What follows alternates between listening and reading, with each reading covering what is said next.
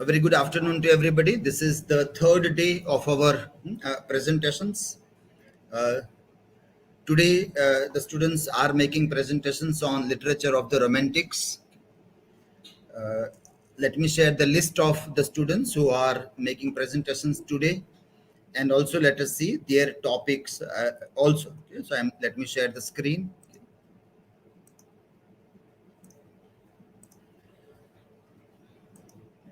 Okay, so today we have presentations in this sequence. Aarti will start and Hetal will end. That is the sequence for the day.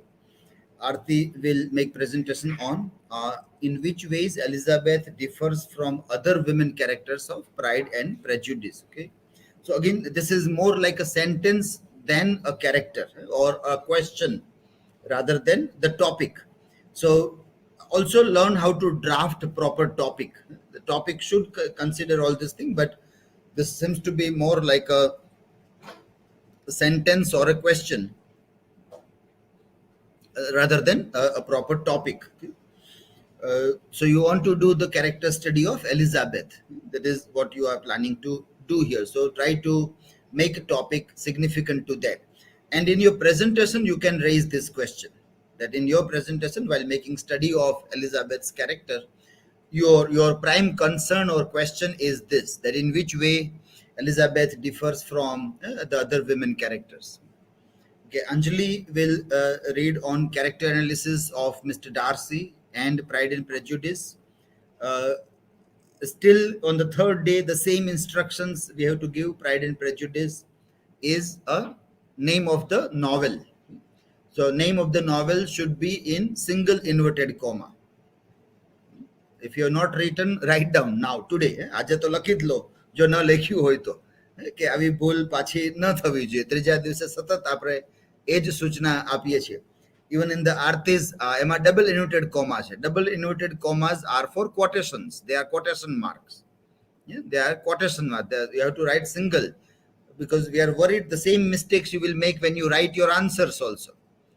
And then the people who will examine your answers, they will observe that the students of this university don't know how to write titles, characters, inverted marks. They are not aware about. They are masters of English language, but they still don't know how to write simple things. Okay? So that's why we are telling, and we need to see that what is instructed should not be repeated. Archana will read on marriage in Pride and Prejudice. There is an apostrophe after marriage. Is it? I don't think it is required there. Marriage, then apostrophe you have put there. Okay.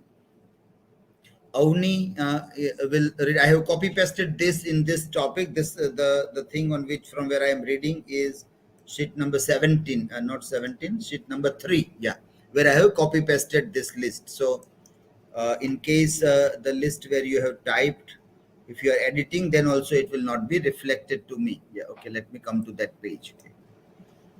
Okay, Archana on marriage in Pride and Prejudice. Okay, there is an apostrophe there. Yes, so that is unnecessary apostrophe in the title. Okay. I think we talked about apostrophe also, maybe in this slot or in the another one, I don't remember, but we talked about this unnecessary apostrophe also. Avani will read on Frankenstein in contemporary time. Okay. Bhavyata will read on nature versus nurture in Frankenstein. Okay. When you use inverted comma, this single or double, there is no space after that. Inverted comma, no space, the first letter comes there. And once you end the word also without space, inverted comma is there. So unnecessary space should not be there. It becomes nurture in apostrophe Frankenstein. Then again the space is coming there. Only if you are reading Frankenstein character, that is Victor Frankenstein, then it is fine. But if you are reading novel Frankenstein, then it should be in single inverted comma, because Frankenstein is the last name of one of the major characters.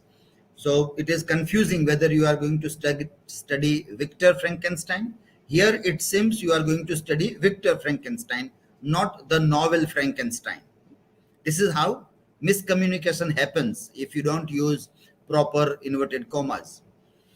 uh, Bhavyata, and then Drashti will read on comparison of Frankenstein and science fiction film. Okay, uh, and small a. It is not a keyword, so no need to capitalize a in end. Okay. I hope you are taking only one film or many films. Only one film and a science fiction film. Okay.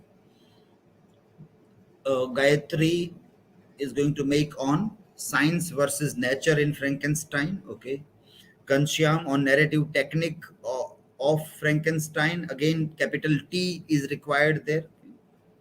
Narrative technique in Frankenstein is fine. Of not required in Frankenstein. Uh, Gopi title of Pride and Prejudice. Okay. Hetal on economic perspective in Jane Austen's Pride and Prejudice. Okay, fine. So these are the presentations of the day. You all have submitted your presentations in Google Classroom, and you will be evaluated here over a rubric.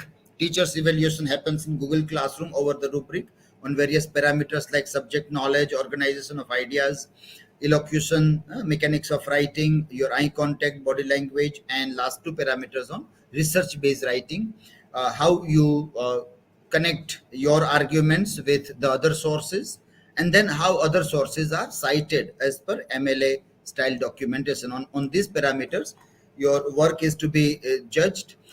Uh, we are doing live streaming of this students webinars, and here on page number point number 14 on this website, on this page we have the live streaming of this going on. So this is the season going on up till 19th of October, batch 22-24, and these are the presentations of the previous days. First day, morning and evening session, and this is about the second day. Yesterday we had, but we are not able to complete it, so we have done a video recording of the session yesterday, and all those videos are separately uploaded, and they are made available here. So here are the students videos of yesterday, because internet was not working, and so we have to do recording, offline recording of the videos, and then they are uploaded on YouTube channel and made available here for the viewing there. So that is, yesterday we had a more rigorous task to be done. So once the technology fails, then our work multiplies. But as we said, that show must go on, whatever happens, but we have to carry on with our show. Our plan B, plan C, we always have to keep ready, so that the show can go on running without any breakups. And today's session is live streamed on the same page here. Today morning we already had the live streaming here, and right now the live streaming is going on of this session here. Okay, so this is how we are live streaming the things. You have given your feedback also so far to the thing. In between I will come to share with those things there. Sorry, Rajan, wait a minute. I will share with the feedback in between there. Let us start with the first presentation of the day. Yes, so who is coming to make the presentation? The first one is Aarti. Yeah, we are starting with Aarti's presentation. Okay.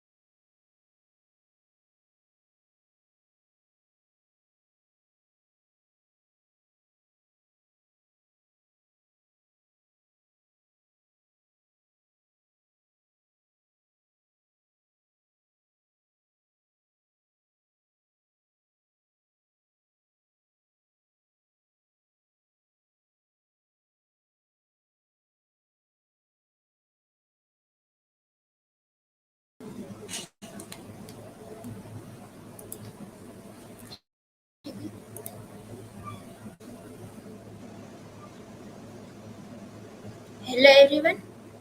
Today is the third day of our presentation. I am Aarti Sarvaiya and uh, today I am going to present on this topic in what ways Elizabeth Bennet differs from other women of Pride and Prejudice.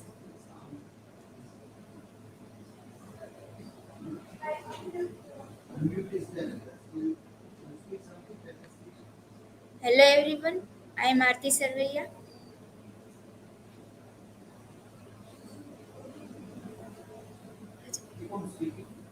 Hello everyone. I am Aarti Sarvaiya. Today I am going to present on.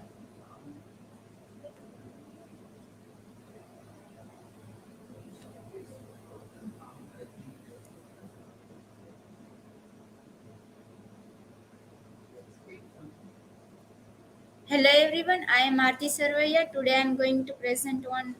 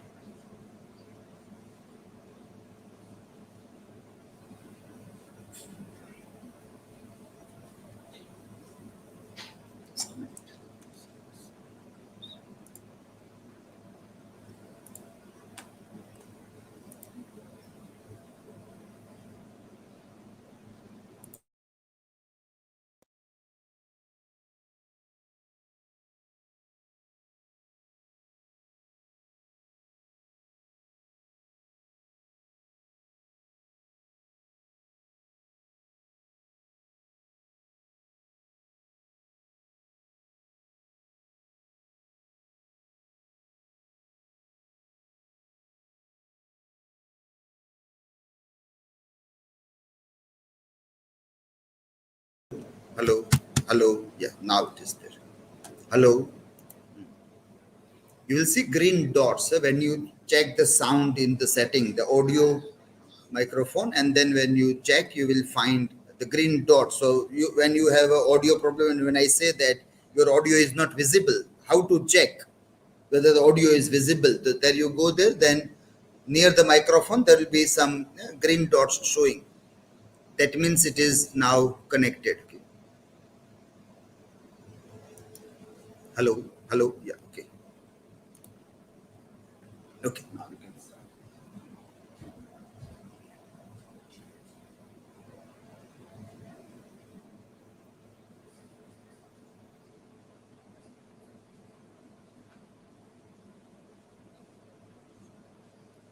Hello everyone, I am Aarti Sarvaiya.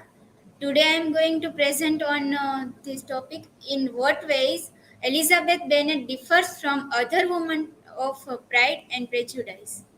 This is a novel. This is my personal information. Uh, Subtitles of my presentation is like introduction. Who is Elizabeth Bennet? Women of Pride and Prejudice. Different qualities of Elizabeth. Conclusion and then references. Who is Elizabeth Bennet? She is a second daughter of Bennet family. She is a protagonist of the Jane Austen's novel Pride and Prejudice. She is a most intelligent and quite wit character, and uh, she is a well-known female character of English literature because she differentiates with her for her confidence, openly judgment. That's why, and she her admirable qualities are numerous. Women of Pride and Prejudice. Um, these are the women characters of Pride and Prejudice, like Elizabeth Bennet, Jane Bennet, Lydia Bennet, Catherine Bennet, and Mary Bennet. These five are sisters of Bennet family. Mr. and Mrs. Bennet, Lady Catherine, which is who is a aunt of Darcy, Caroline Bingley, who is a sister of our protagonist, Um, Charlotte Lucas, who is a friend of Elizabeth Bennet. Different qualities of Elizabeth. Confidence. We can see her confidence in her judgment, speaking manners, in her dialogues, and she can easily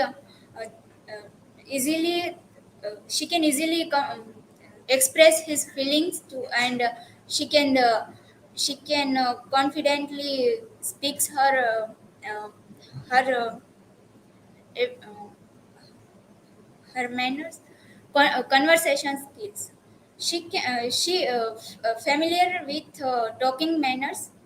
Her sentences are mostly ironic, that carry deep and clear meanings.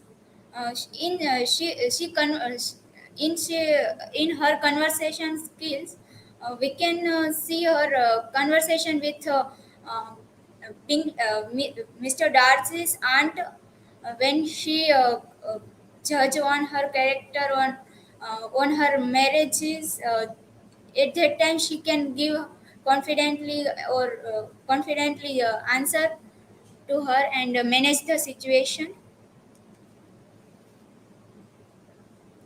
Opinions. She openly she can express her opinions openly without fear, and the ability to challenge the views of supernatural social standing. She uh, she uh, she expresses her judgments uh, openly, and she deals with all the problems, and she never compromises with her uh, choices, and stable. We can see her stability in two times in the novel, when when she uh, refused the proposal of Mr. Collins. At that time, when Mr. Collins Mr. Collins proposed him, but she can refuse her. Even he marries to her friend. Then also, then also at that time, she cannot change her opinion. And another time, when she likes Mr. Darcy, um, and she likes Mr. Darcy, and she loves him. But Mr. Darcy is not at the starting. He is not able to, and he is not likes Elizabeth character. But at the end, he changed his her. He changed his. Um, uh, he changed his opinions at the end, but she is stable on that manner also. Emotional beings. Uh, she is very emotional with this affection. She is very emotional with her sister Jen, most of it Jen, and her she is very close to her father, and she is very close to her father. Her mother does not like him as much as Jen, but at that time she also deals with that situation, and deals with that, and her friend Charlotte Lucas, with her also her relations are very good, and with her she also being emotional. Weaknesses of Elizabeth. She is quite judged character. In in the end, when when Wickham judged the character of Darcy, and he she uh, she also judged the character of Mr. Darcy, because she cannot she judged him openly, and express her opinions also. And fault of prejudice. Because of her prejudice, she easily believed upon the Wickham's judgment. When Wickham we can judge the character of Darcy. At that time, character of Darcy. At that time, also she convinced easily convinced with with Mr. Wickham because she has already a pride of she has already the prejudice of against Darcy because she never judged her easily and conclusion. In a society where it is basically only option for a woman obtaining wealth and social standing, she opts for a love, personality, self-respect, wit, and grace. She in this novel she also fight with Darcy because she at the first he doesn't he he comment on her respects on her appearance, that's why. And throughout the whole novel, Elizabeth Bennet faced many challenges regarding female gender, social rank. She never uh, gave up, but she stood with the reality. She throughout the novel she faces so many problems regarding society. Even her mother also forces him to her at that time she also never give up herself. And by the Elizabeth Bennet, Jane Austen has created the first feminist character in English literature. Jane Austen created the Elizabeth character as one of the best character of English literature because she fight for her love, personality, self-respect, wit, and self-respect. These are my references. Now, if you have any question, then you can ask me.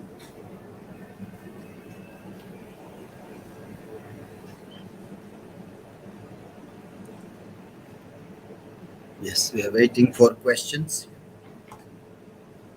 Okay, Hetal.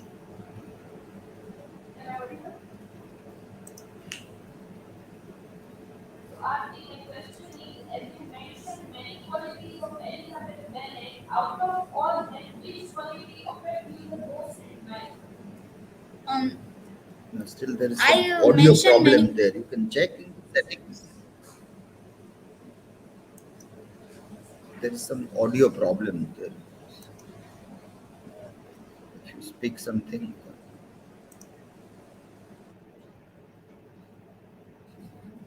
yeah, unmute and then check. Outside. Unmute you have to do outside. Um, as I mentioned, many qualities of Elizabeth. I love the most of her quality of confident and Green dots are shown there. in openly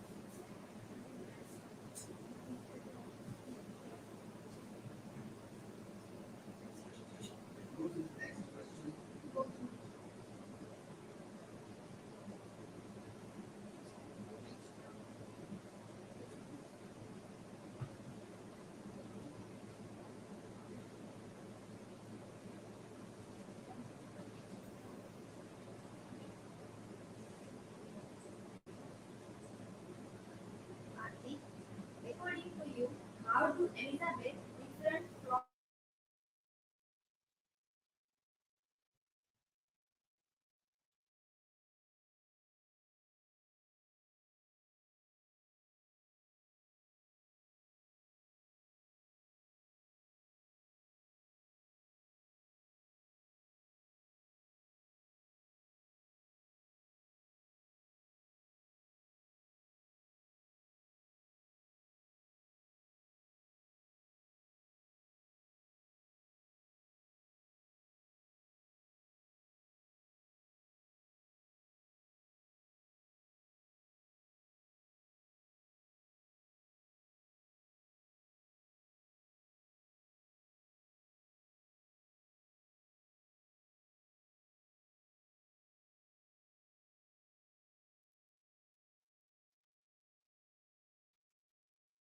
her abilities. She also differentiate for other women, and in she can openly judge. She can openly judge everyone, and she can uh, openly judge everyone, and she also most uh, give the answers of questions, and she uh, she uh, uh, she stand for her personal choices. That's why she is different from other woman characters.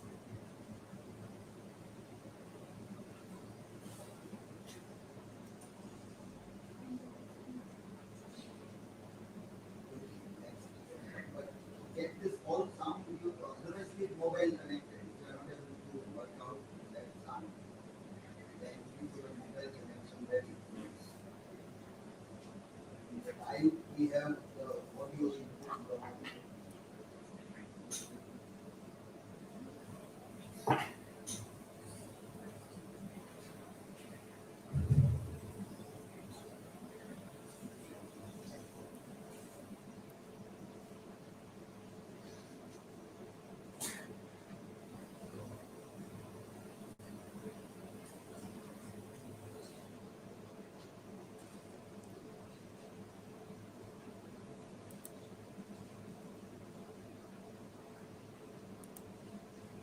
your question ready in advance posted so that we can save the time.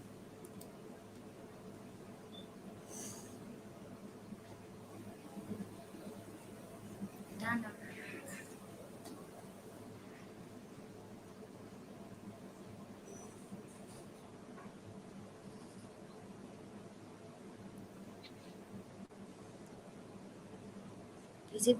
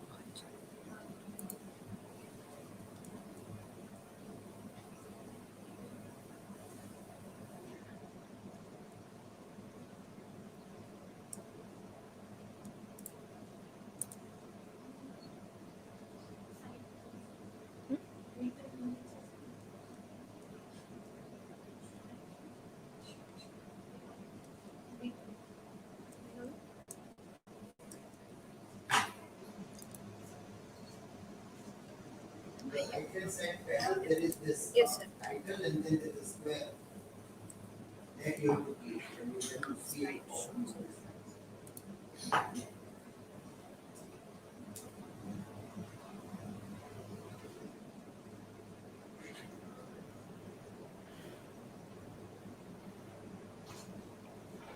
Okay, before you start, Anjali, yeah, I will share Hello. your screen again. This, you have lots of pending tasks in Google Classroom. Yes, sir. Yeah. So today, 38. unnecessary another Rathod has to get scolded instead of you. That was Riddhi instead of you. So 38 incomplete task. 38. Yes, sir. So then you have not done anything in entire semester, it seems. So how can that many tasks remain incomplete throughout the semester? You might have seen that on you are the only one who has got such a huge impending tasks. How will you complete everything? There were so many days of holidays. Many times we informed you that you have a break of 2 3 days. Complete your incomplete tasks. So were you not reading those messages? Not planning things accordingly to come here and work. On holidays also many students are coming here to work and complete. See, this time you still have time. Next semester you won't have any time. And then it will be terrible if you will not complete the work regularly. Because 38 is a very huge number. Only 8 tasks you have completed. So you had been very irregular throughout the semester. Okay, then Avani, you have your total goes to 49 instead of 46. All other students have mentioned it is 46. So there is some problem in the figures that you have put.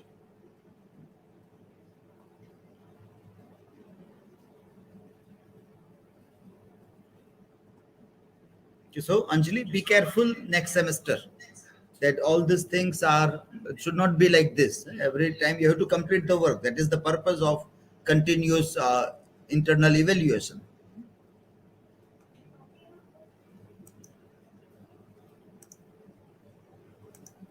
Okay, you can start now. Hello, everyone. Good afternoon. Today I'm going to deal with my presentation topic, character analysis of Mr. Fitzwilliam Darcy. This is my information about the author, Jane Austen. Jane Austen was the greatest English novelist in English literature. She was born on uh, December 17, 1775. She was died on July 18, 1817 in Winchester, England. She was occupation of the greatest novelist and English writer in those time, early 18th century. No woman writer published her work, but Jane Austen published her work and also wrote a domestic type of novel. Jane Austen was born in a middle class family. Uh, she had also uh, wrote a domestic type of novel.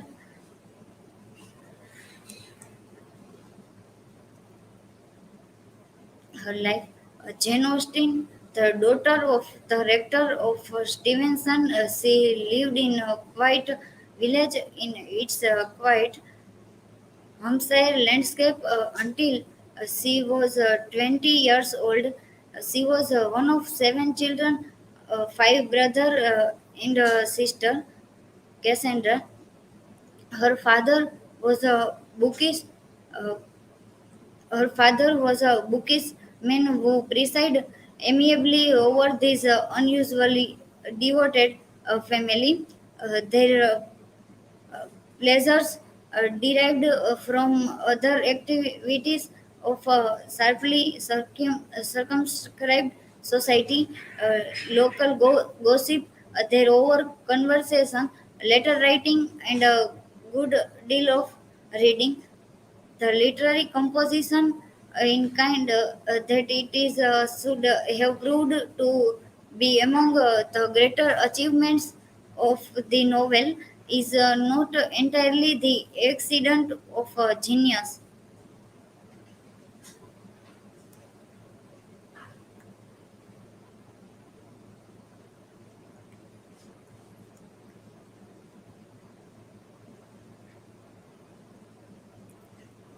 about the novel Pride and Prejudice. Pride and Prejudice is was published in 1913. The usual interpretation is that the title is a reference to Darcy's pride, which causes him to reject Elizabeth and her family, and Elizabeth's resulting prejudice, which is reinforced by Wickham's false story about Darcy. Pride and Prejudice is a classic novel from Jane Austen, a prominent female British writer, which has attracted considerable attention from the perspective of language, content, feminism, and marriage view, but without the plot organization. I want to consider the different use of the meaning of the word pride, both in terms of the way Austin used it 200 years ago and the way we use it today. Pride is a challenge to social norms. In fact, correlates directly with the novel's central theme of liberation through the self-reflection on one's own prejudice. The novel, which follows the romantic en- entanglements of the Bennet sister, includes themes of love, class, and as one might guess, pride and prejudice. The novel starts with Mr. Bennet pestering her husband, Mr. Bennet, about visiting the newly arrived wealthy bachelor, Mr. Bingley.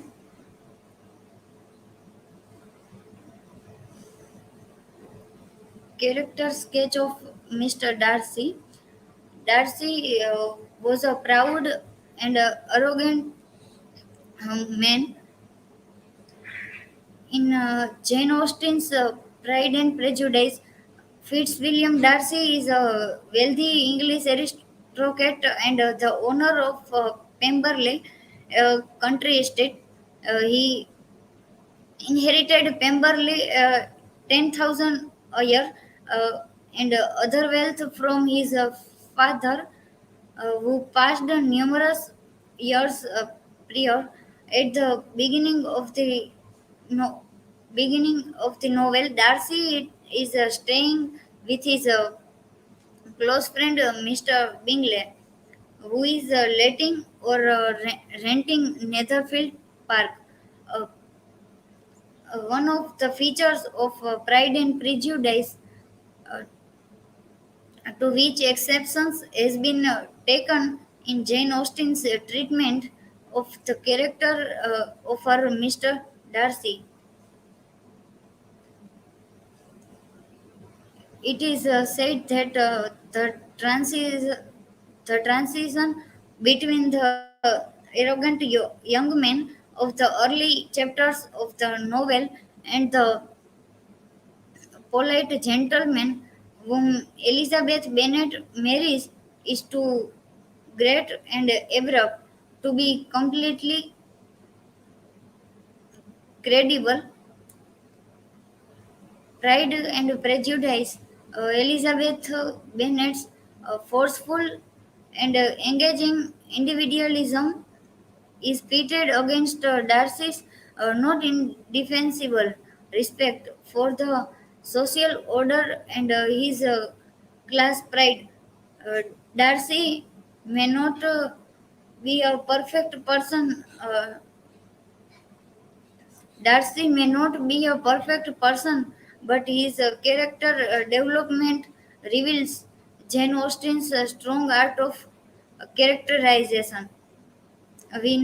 no real Darcy when his tenant defends him, or when we know that he saved Bennett family from disgrace.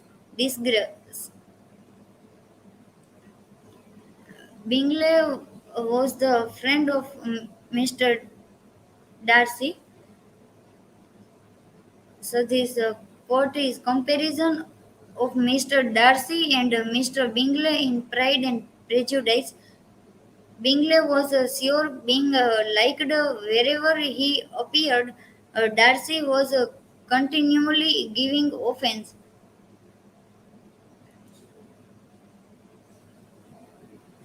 Mm, This quote, nothing is more deceitful than the appearance of humility. It is often only carelessness of opinion, and sometimes an indirect boast. Darcy, this is the reference.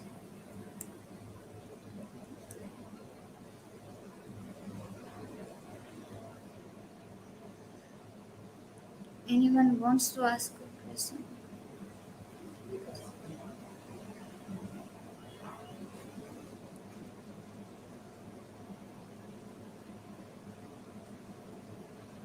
Right, the name to whom you are asking, right? Identify it from the comments.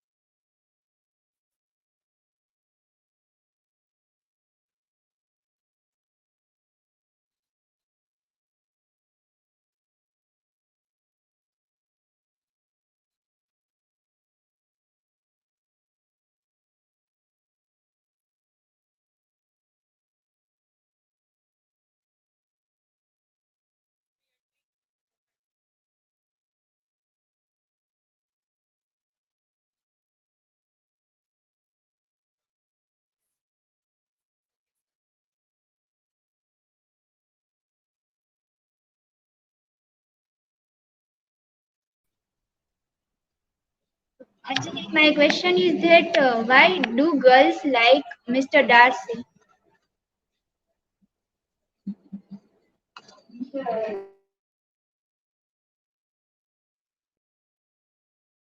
Like liked Mr. Darcy because he was a noble person, arrogant man, and tall, handsome, and proud. So that girls liked Mr. Darcy.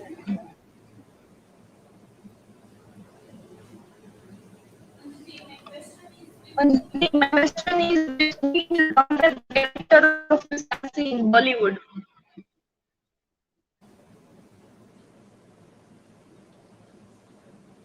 Sorry, I am not aware about it. So I will let you know. Thank you.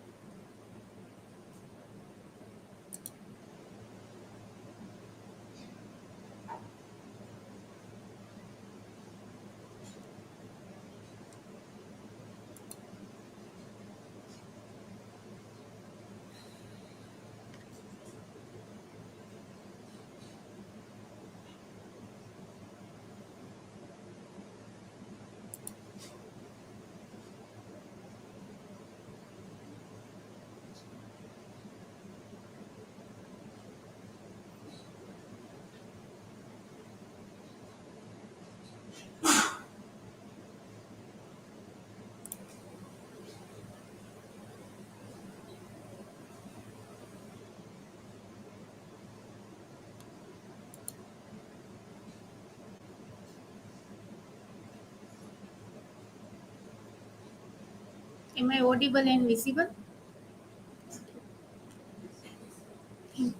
Hello everyone, my name is Archana.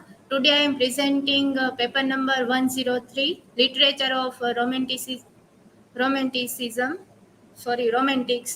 And in this paper uh, I select subject like Marriage in Pride and Prejudice, written by Jane Austen. This is my personal information.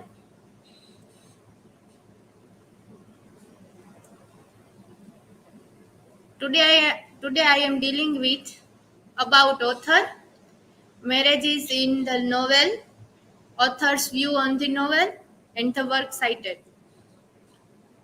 Jane Austen was born in 16 December 1775 and died in 18th July 1870. And she was English writer, and she wrote the first novel, and she published four novels during his lifetime, like Sense and Sensibility, Pride and Prejudice, Mansfield Park, and Emma. Her novel defined the era's novel of manners, but they also became timeless. Classics that remained critical and popular success for over 2 centuries after her death. In Pride and Prejudice, we show a love, and there were four marriages like Collins and Charlotte, Darcy and Elizabeth, Wickham and Lydia, and Bingley and Jane. First, I will first I will dealing with Bingley and Jane. Jane was the oldest of Mr. Bennet daughter, and a pretty girl of sweet and gentle disposition. Bingley was Bingley and Jane. They were met at good impression to each other in a first ball party, and they were attracted to each other at once. For Bingley, he had a good temper. He was so modest and had an opinion about his marriage. No matter how obvious his attachment to Jane was, he believed Darcy's representation of Jane's indifferent was true, and under the influence of his sister and Mr. Darcy, Bingley began to doubt Jane's affection to him. Finally, he thought Jane didn't love him, so he left her without saying goodbye. And after later sometime, when all the misunderstanding clarified, and he came back to Jane at Darcy's assistant, Bingley's indecisive indecisive character determines his happiness and results that his life was controlled by others. Later on a visit to Bingley's, Jane's love affairs with Bingley is advanced. Even Bingley is apparently on the point of proposing to Jane, and after they love to each other. And another marriage like Darcy and Elizabeth. We know that Darcy was a egoistic man and Elizabeth was a proud girl. As the heroine of this novel, Elizabeth, love is important. At the beginning, Elizabeth refused to accept Darcy's pursuit because in Elizabeth's mind, Darcy is very cold and extremely proud. He is rich and has high social status, and he looked down upon the middle class girls. But as time goes by, Darcy began to admire Elizabeth in spite of himself. For Elizabeth, Love is the most important element of marriage. She does not accept a marriage which is not based on love. She doesn't love Collins. So she refused the future thereto, the manor and the wealth. And the first, she thought Darcy was too arrogant. So she also refused the wealthy gentleman. We can see a rational and intelligent girl in the novel, who is just Elizabeth. And after that, as they knowing each other further and further, Elizabeth cleared this misunderstanding in himself. They fell in love with each other on the basis of love, and this is the ending of this novel. And Collins and Charlotte, this is third marriage in the novel. When the homely and plain Charlotte decided to marry Collins, she was only satisfied without thinking highly either of men or of matrimony. Marriage had always been her object, and we can see it was the only honorable provision for well educated young women of small fortune. And the other marriage, like Wickham and Lydia. We know that in the novel, Lydia, as Mr. Bennet's third daughter, was spoiled by her mother. So she was very conceited and arrogant and behaved previously. Wickham, he has no other advantage except for his attractive physical appearance. In his opinion, love is just recreation. Sorry, due to he was troubled with a large debt, he entices Lydia and gets her love easily. When their love does not get the permission from the parents, they elope. And I take a part uh, on the website, like Jane Austen's views on marriage in Pride and Prejudice. Marriage and love are eternal topics in our society. Among these works, Pride and Prejudice, written by Jane Austen, is welcome all over the world. In this novel, Jane Austen expresses her own opinion about this problem through the description of four couples' marriage. That is, marriage should not be determined by property and family status. It is unwise to marry without money, but it is also wrong to marry for money.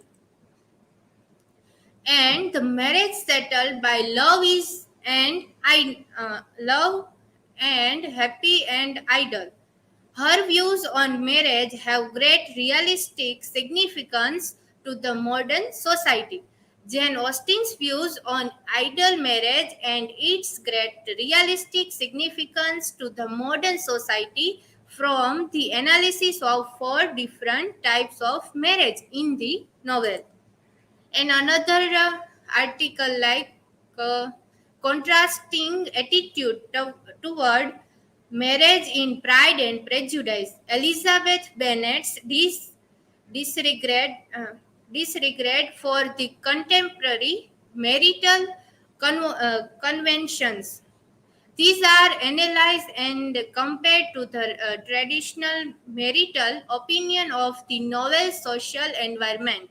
Moreover, the historical context is important is understanding the marital view in Pride and Prejudice, because the novel was written at a time when the views toward marriage changed significantly. This paper argues that Elizabeth's behavior, expressed opinion, and rejection of Mr. Collins and Mr. Darcy's proposal depict liberal feminist idea of marriage. The literary review supports the notion that there are two contrasting attitudes toward a marriage in Pride and Prejudice. the traditional view and the liberal feminist view. And uh, in our society, many years ago, I see like a serial um, in Star Plus. Is Pyar Ko Kya Naam Do? In this serial, there is Khushi Kumari and another was Arnav Singh, and Khushi like proud girl and Arnav like uh, egoistic man, and they were started in working one company, and they were hate each other, and after some time in another sometime way they loved each other. And in this novel was like Elizabeth and Mr. Darcy. First they were hate each other, and after that they were love to each other. And this is my work cited. Thank you. Now you will ask me questions.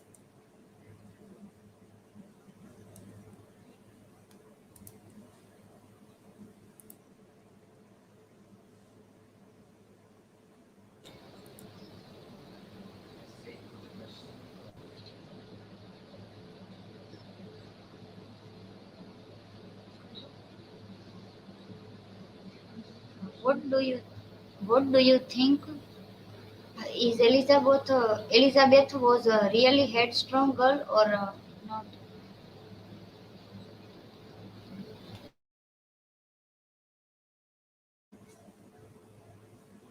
Yes, Anjali. I uh, i uh, I think that Elizabeth was really headstrong girl, because when she thought that Collins, her mother said that you will marriage with Collins, but that time she doesn't she refused this, because does not yeah, she does not believe in in with money or rich men, but she believed that love, and uh, she also believed in love, and then she marriage with Darcy. So she is a very really headstrong girl.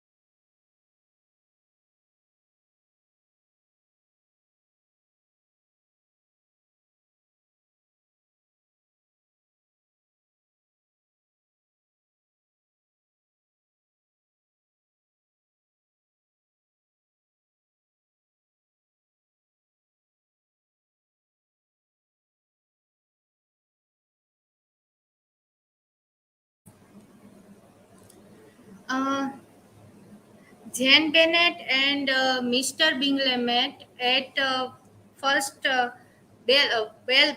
ball party. Sorry, ball party, not ball party. I mentioned in my PPT also. Thank you.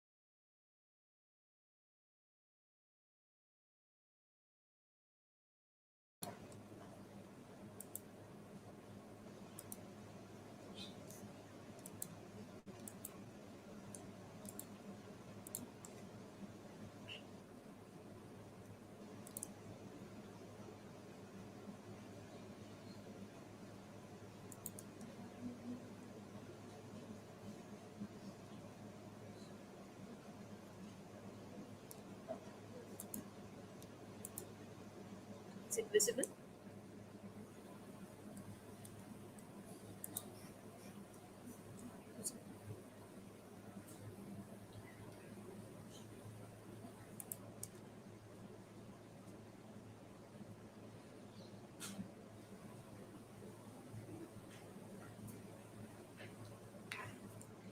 A very good and knowledgeable noon to all the viewers and my batchmates. I'm Jani, and today I'm going to present Frankenstein in contemporary time. Here is my personal information. Here is the points which I'm going to deal with today. Concept of ugliness. Frankenstein in contemporary time. Survey of cosmetic surgeries. Here is the concept of ugliness. Concept of ugliness is introduced when Victor sees the creature for the first time, evidently being upheld by him.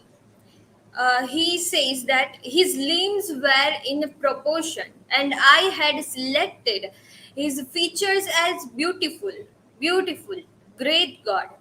His yellow skin, scarcely covered with the work of muscles, and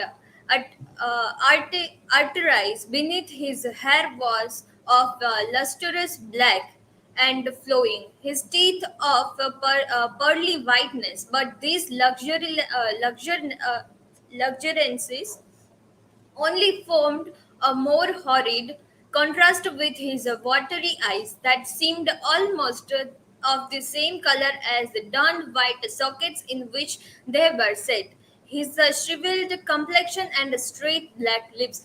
First, he talks about that how he expected the creature to be the most beautiful, and very next moment he comes to know about the reality. He is very disappointed, and he describes the how really creature was.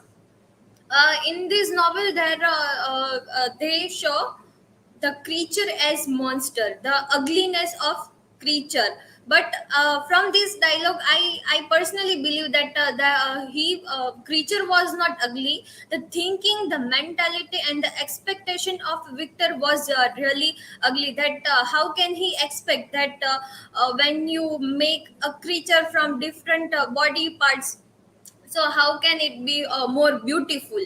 So this was ugliness of Victor. Ostracization of the creature in the novel, we are reminded of Marxism and Marx theory of alienation. Marx claims humans are reduced to the level of an animal, working only for the purpose of filling a physical gap, producing under the compulsion and a direct physical need. People consider the creature as monster and beaten by them brutally just because he is different from others. We can see that who is monster here. The creature was deformed. That it doesn't mean that he is monster, but who is beating him brutally? They are brutal and monster. He separates himself from human being just because of that bitter experiences. He finds a cottage to live and learns to speak and read. He feels attachment with the neighbor, helps that family without appealing in their sight. Observing their kindness actually causes the monster to suffer as he realizes how truly alone he. We can say that the family which were living right next to him is a very very happy family. They were living with each other with a very love and respect with each other. So the creature find the alone after seeing them. He helps the blind man. Both feel some type of attachment with each other.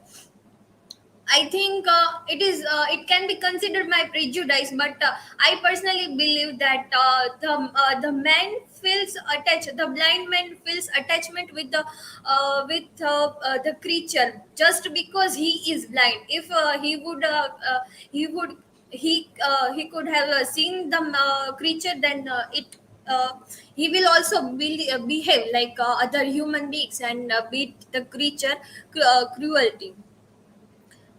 uh, Blind man does not feel any disgust from the monster, but his family beats creature cruelly, constantly being abused by the society because of his looks. He is constantly being abused. He was starving himself just because when he went to the society, people see him and start beating him. So this was the reason. He was never done anything wrong with anyone. Just before he becomes truly monster, he has done never anything wrong with anyone, though because of his appearance society was not accepting him. So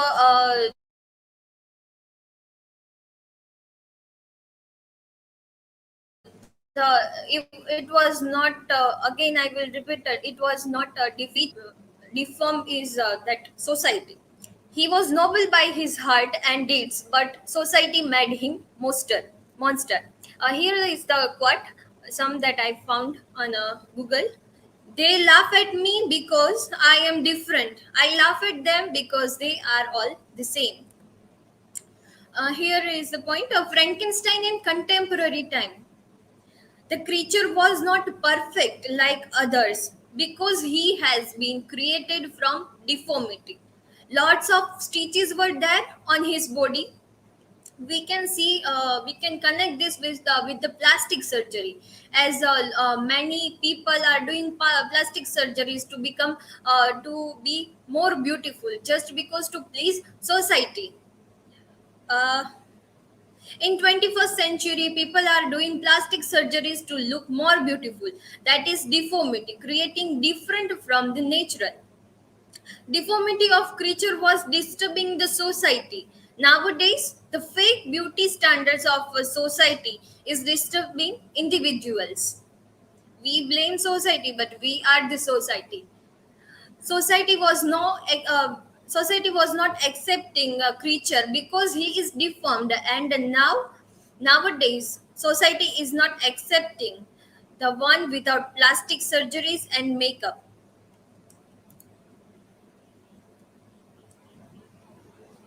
Here is the video.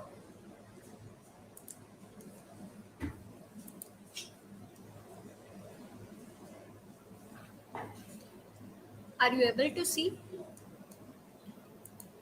When you share a video, you have to tick mark one button. If you reshare again, Sorry, sir. reshare again, you're sharing screen. You have to do it Okay, again. okay, sir. Yeah, got it. Stop sharing. Sir, it is already visible. Stop. Press on that so it will stop presenting. Stop screen. And now again do that. Share screen. Share system audio. There will be a button there before you share. When the screen comes for a display, at the bottom there is in the small letters written share system audio. That you have to tick mark. Okay, sir. Got it. Then it will give the audio. That's why I was telling that if you try video, then you will come to know that what are the features. Is it visible now? Yes. Okay. Yes.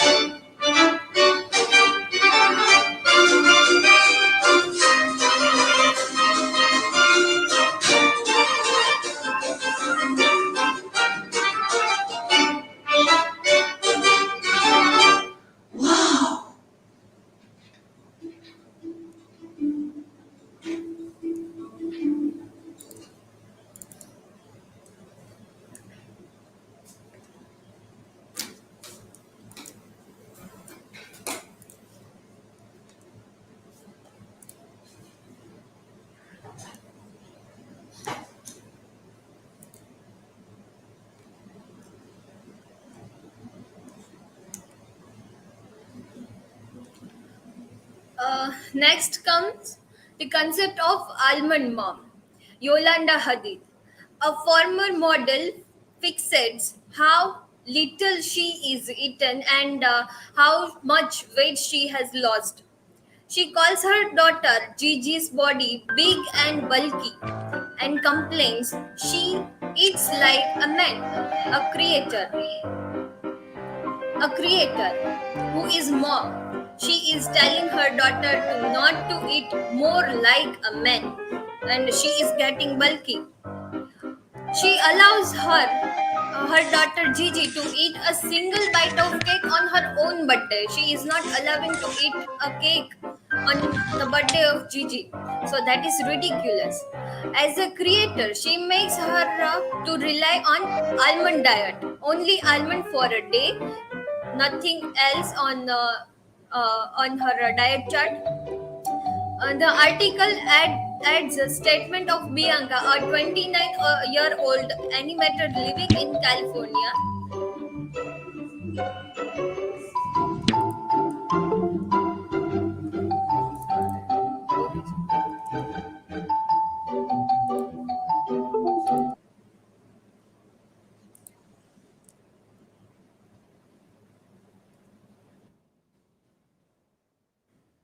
Is it okay, sir?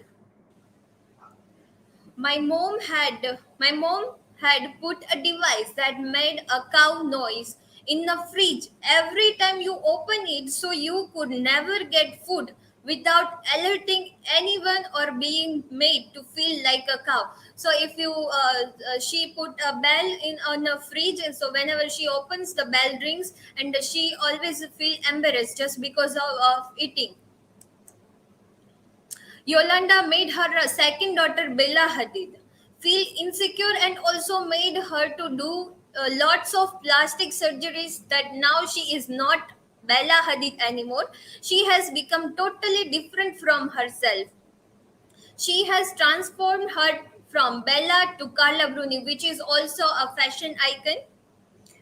uh, Here is the transformation of Bella Hadid through the years to 2020, 2014, 2018. Uh, Second one is Carla Bruni, and third one is comparison of Carla Bruni and Bella Hadid. We cannot end up talking about the surgeries without mentioning Kardashian sisters. They have all done lots of surgeries. They are queen of surgeries. Here is the transformation of the sisters. Here is the Kardashian on the left side. On the right side, there is a Kylie Jenner. There is a meme that says that Kylie Jenner has more addition than the Apple iPhone. So that is totally true. We can see always new her every time. To wear this dress of Marilyn Monroe, Kim Kardashian starved herself, as she said on the interview. I would wear a sauna suit twice a day, run on the treadmill, completely cut out all sugar and all crabs, and just eat the cleanest veggie and portion. I didn't starve myself, but I was so strict. She said to the fashion publication. She starved herself just because she wants to wear the dress that Marilyn Monroe has already wore it. So she starved herself. I am just recalling the incidents of starving of a creature just because of society, that he was not able to eat just because of society. When he come in sight of society, he is beaten brutally. So that is the thing. Plastic surgeries have become most obvious thing in contemporary time. Fashion and beauty often focus on the regulation and manipulation of female bodies. Here is the survey of cosmetic surgeries. There are some numbers displayed in my slide. This article remarks the information which is given by ISAPS President Dr. Renato Salz. This year, we had a record number of responses to our international study. He adds, We got responses from plastic surgeons in over 100 different countries, which enabled us to present the most detailed snapshot on cosmetic surgery trends around the world to date. Uh, Japan, Italy, and Mexico comes third, fourth, and fifth on the world in surgery things. Here is my work cited, and you know where to call me, and on Avani Jani at the 18 at the red gmail.com if there are any query.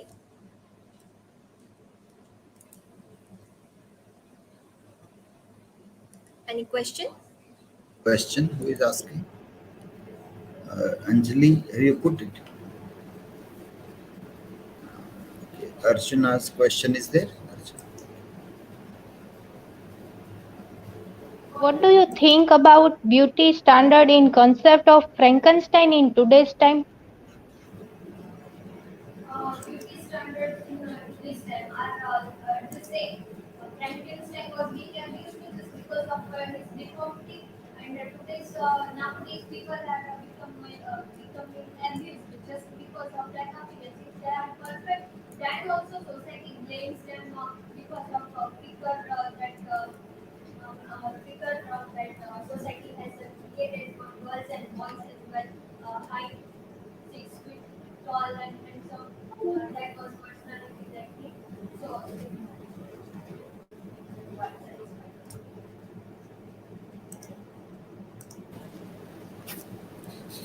My question is, which element do you think connects Frankenstein's to the contemporary time? stitches, obviously. I believe that the stitches connects the Frankenstein novel with the contemporary time. Unmute, you have to unmute.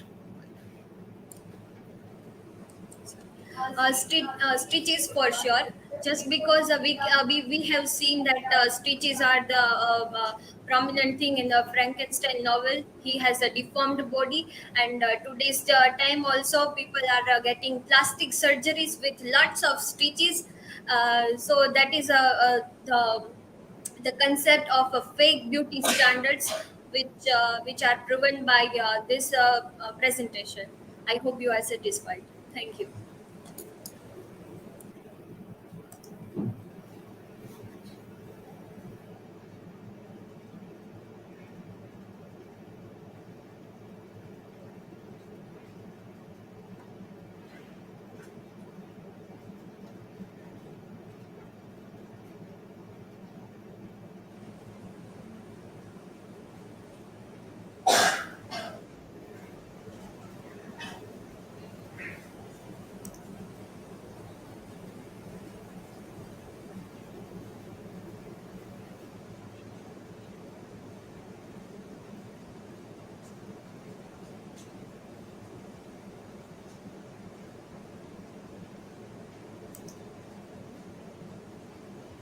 Just a minute before you start this.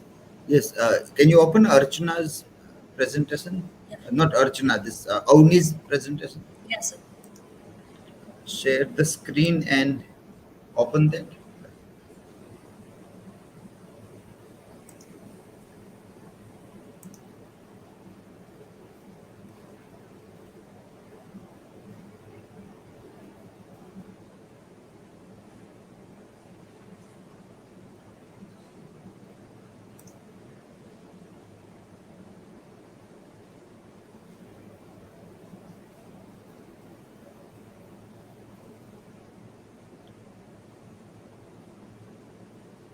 Is it visible, sir?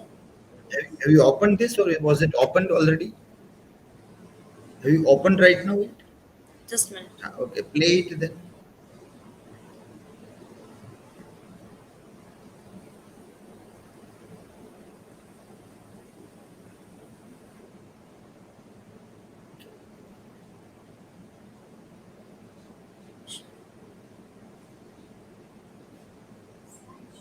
Slide.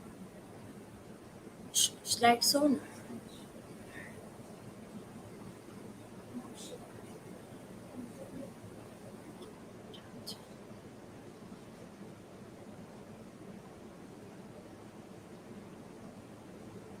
escape. Press. Yes.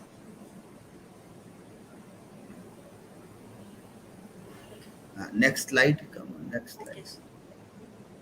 Next, next, next one. Okay, next slide. Next, next,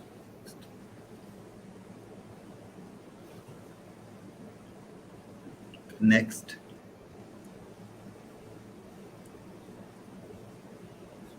Now play this video here. No, no need to connect sound. Only we want to see how it plays.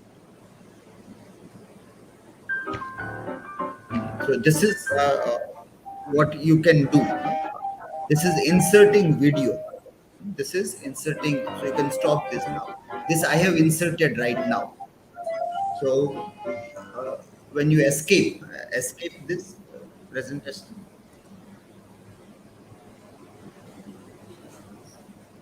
So you will see two videos there.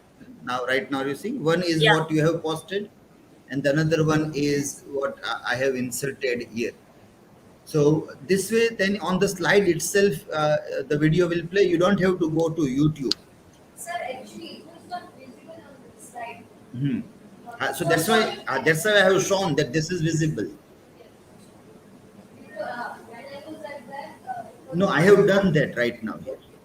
I have edited your PPT and inserted video, second one here. I played it for my presentation twice. When you check, Then it was playing in the video itself. But when you played here, it is not playing. Now it is playing. So what is the problem that you have to identify? No, it is not don't know. It is everything is known. શું હોય જ નહીં કે ખબર ન પડે ખાલી એ પ્રશ્ન લઈને થોડી માથાકૂટ કરવી પડે એની સાથે. I have not seen earlier, so I don't know what you are saying earlier. So then I would have seen that. So whatever is the problem, try it again. Try to see what is happening there. It is not getting connected. Then you will get an answer also. But here I have shown that this way it will play. That's why it is demonstrated that this way it is. Here it is playing. Then I don't know why in your it was not playing. before that, the Drashti and all, Hmm. also at that, Yeah. it was being played. Within the slide itself, small screen or big screen? Once In that only it was playing. I don't think it might be playing. Then it will play here. it is not playing in small screen because if we are doing slideshow, then it will be yes, playing. No, she was doing slides there only. Slide show only. Slideshow, it will be playing because in my presentation, it will be not played in this small things. No, but she was doing slideshow only. Then also it was not playing. She went to YouTube. No? Why have you gone to YouTube? That is the concern. So earlier you were not going. This time you have to go. So what is the problem that you have to identify? That now here you are not going again when you are doing this. So there is some mistake somewhere. Otherwise it might not happen again. Okay, yeah. Next you can share this.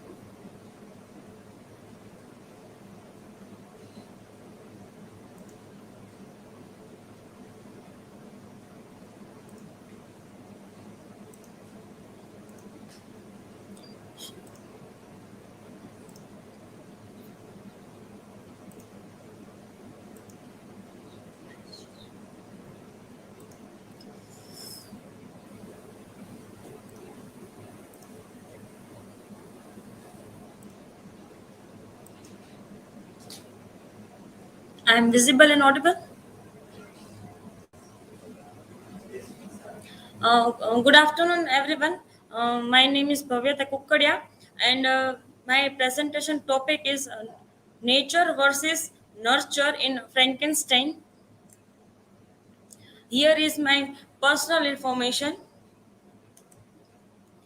points to ponder, which I am going to present in my presentation about novel nature versus nurture in the case of Frankenstein, comparison with movie, and nature of both master and creation. About the novel, This novel, Frankenstein, was written by uh, Mary Shelley, in 1818. Frankenstein is a Gothic novel. This novel is also known as a modern Prometheus. Is a 19th century Gothic novel written by Mary Shelley. It is also considered to be a novel representing the beginning of the science fiction genre. The novel tells the story of Victor Frankenstein, a scientist who create a creature from dismembered body parts of human beings in an orthodox scientific experiment. The monster or the creature kills many people while aimlessly looking for Frankenstein. The aim of this paper is to explore the influence of nature and nurture in shaping the character of the monster in the novel. Here is a definition of nurture, which I am taking from a, dictionary. To take care of, feed, and protect someone or something, especially young children or plants, and help him, her, or it to develop. And here is the second definition.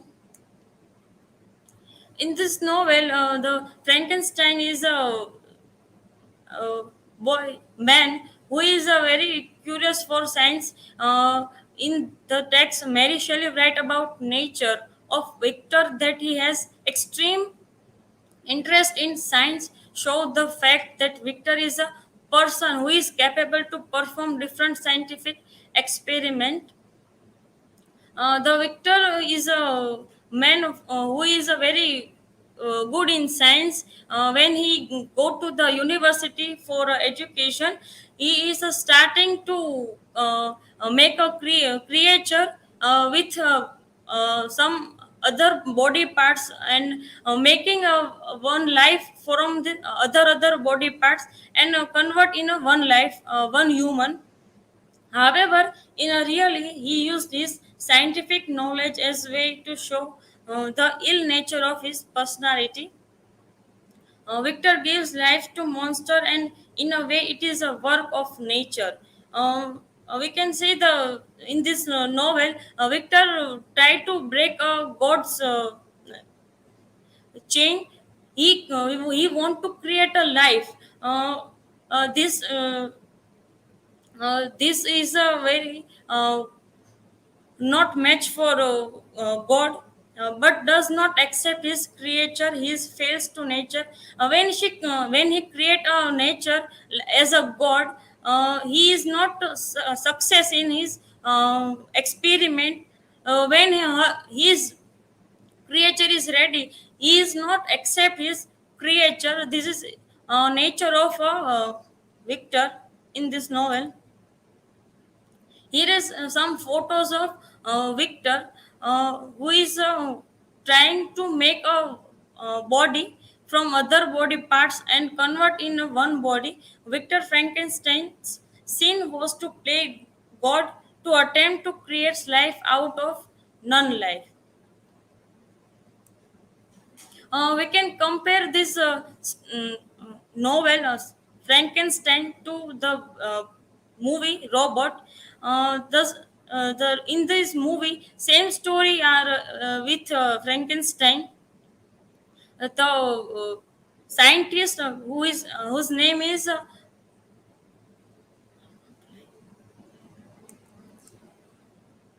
Vashikaran, who make a robot. As a Victor tries to make a life, and this movie, Vashikaran wants to make a robot. Similarities in Frankenstein and Robot movie. Over ambitiousness of master creates the disasters. Socio-friendly creation becomes anti-social and anti-human. When Victor make this human body, after that is become a monster, because Victor is not success of his project or research. is a make in social friendly creation becomes an anti-social and anti-human. The second point is science proved anti-natural in both Frankenstein novel and robot movie. Even if the scientist was able to put emotion in the robot, the outcome was disappointing. And the third is both wants to create to be like the human. In Frankenstein, Victor creates a creature out of old body parts, and in the movie Robot, the Vashikaran uh, gives a similar as his look is a robot. Nature of both master and creation. We can connect the same nature of both master Vashikaran and Victor Frankenstein. Victor and Vashikaran both tries to tie their creation with the various threads and creates and Chitty both creature and Chitty both tries to make themselves free from those threads. Here is my work citation. If anyone have a question, please ask.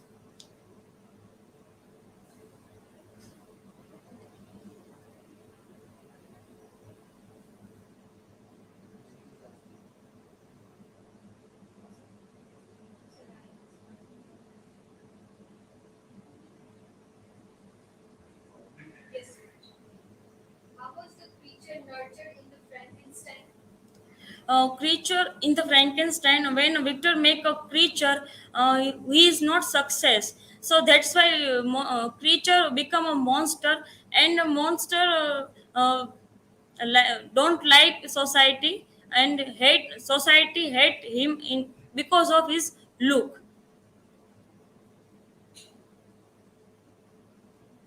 Anyone else?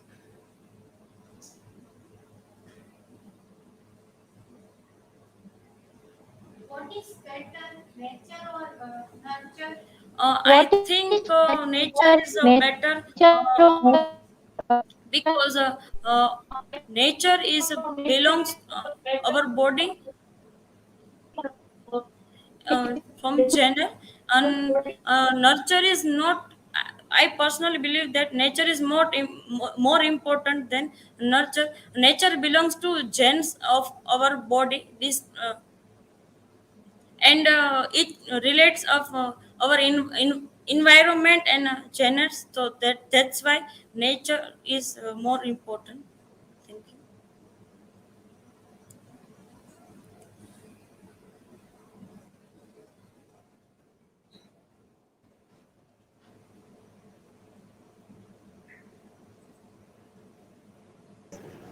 Again, you are making not using proper space. You can go and start. This camera, when you come, you have to be in the center. Slightly tilt the camera screen towards you when you ask a question. Don't be in the side.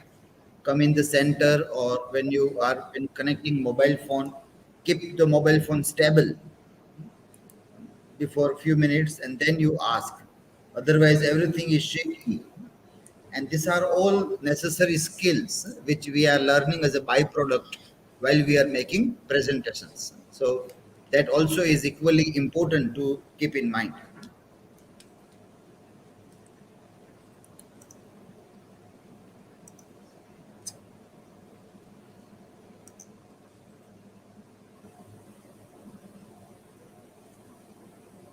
Your face should be in the center of the screen.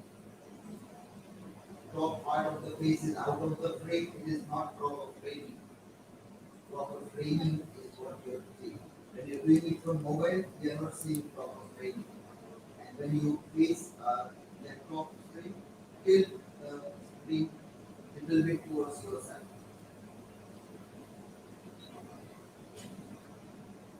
Am I visible clearly? Audible? Good noon to everyone. My name is Drashti Joshi, and today's topic of my presentation is comparison of Frankenstein and science fiction film. So let's start. This is my personal information. Table of content. Introduction: Mary Shelley. Film name of film is I Robot. Comparison of films and Sophia Robot. Introduction. In Frankenstein, Shelley add a psychological content by delving into the psyche of the characters. In the Frankenstein novel, we clearly see that the psychology of monster and psychology of creator both are reflected by Mary Shelley very good. And uh, here as the information of about the author Mary Shelley, daughter of two of the England's leading intellectual radicals. Her father, William Godwin, was an influential political philosopher and a novelist, and her mother, very famous Mary Wollstonecraft, the author of The Vindication of the Right of Women, was a pioneer in the promoting women's right and education. We all know this Mary Wollstonecraft in feminine. She is very good, and her works are very good in feminism. Her future husband, the admired poet of Romanticism, is Percy Bysshe Shelley, was one of her father's frequent visitor, and she gave birth to four children in 5 years, three of whom died as in fact rumor as her children were in the mind in creation Frankenstein. This is a myth, I think, and someone says that when she was writing Frankenstein, she was thinking about her children's, and after that she wants to create a second life of her children's. That's why she wrote Frankenstein. Percy dies 18 years later due to boating accident. Film I Robot. This film is published in 2004. In this film, there is a character in this film which is directed by very famous director, and in this film Will Smith was performing leading character, and protagonist of this movie is Will Smith. His character name is Dul Spooner, and who is detective.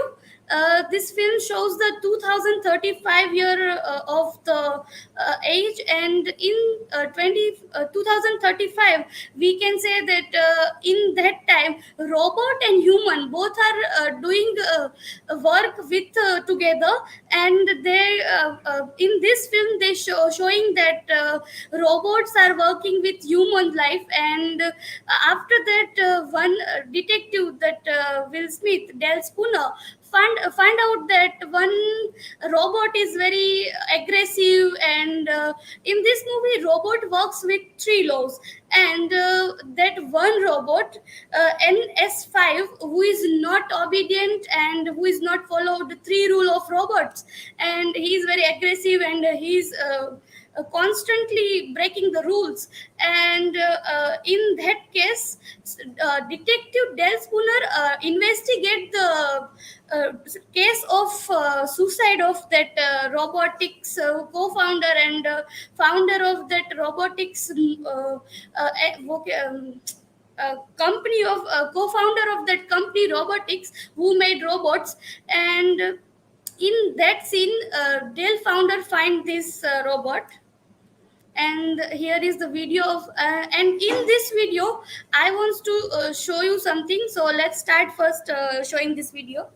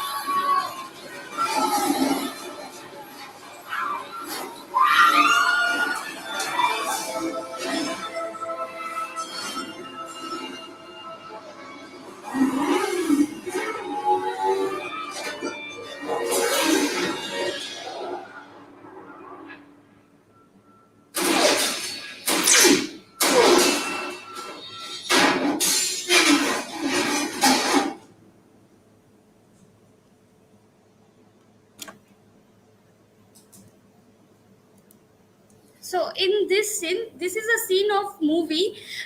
In this scene, this is showing that battle scene between robots and human who create a robot, and in next slide, comparison of film and Frankenstein. So I compare both of them. In Frankenstein movie, there is a creator, and in this robot movie, there is a robot who is dangerous.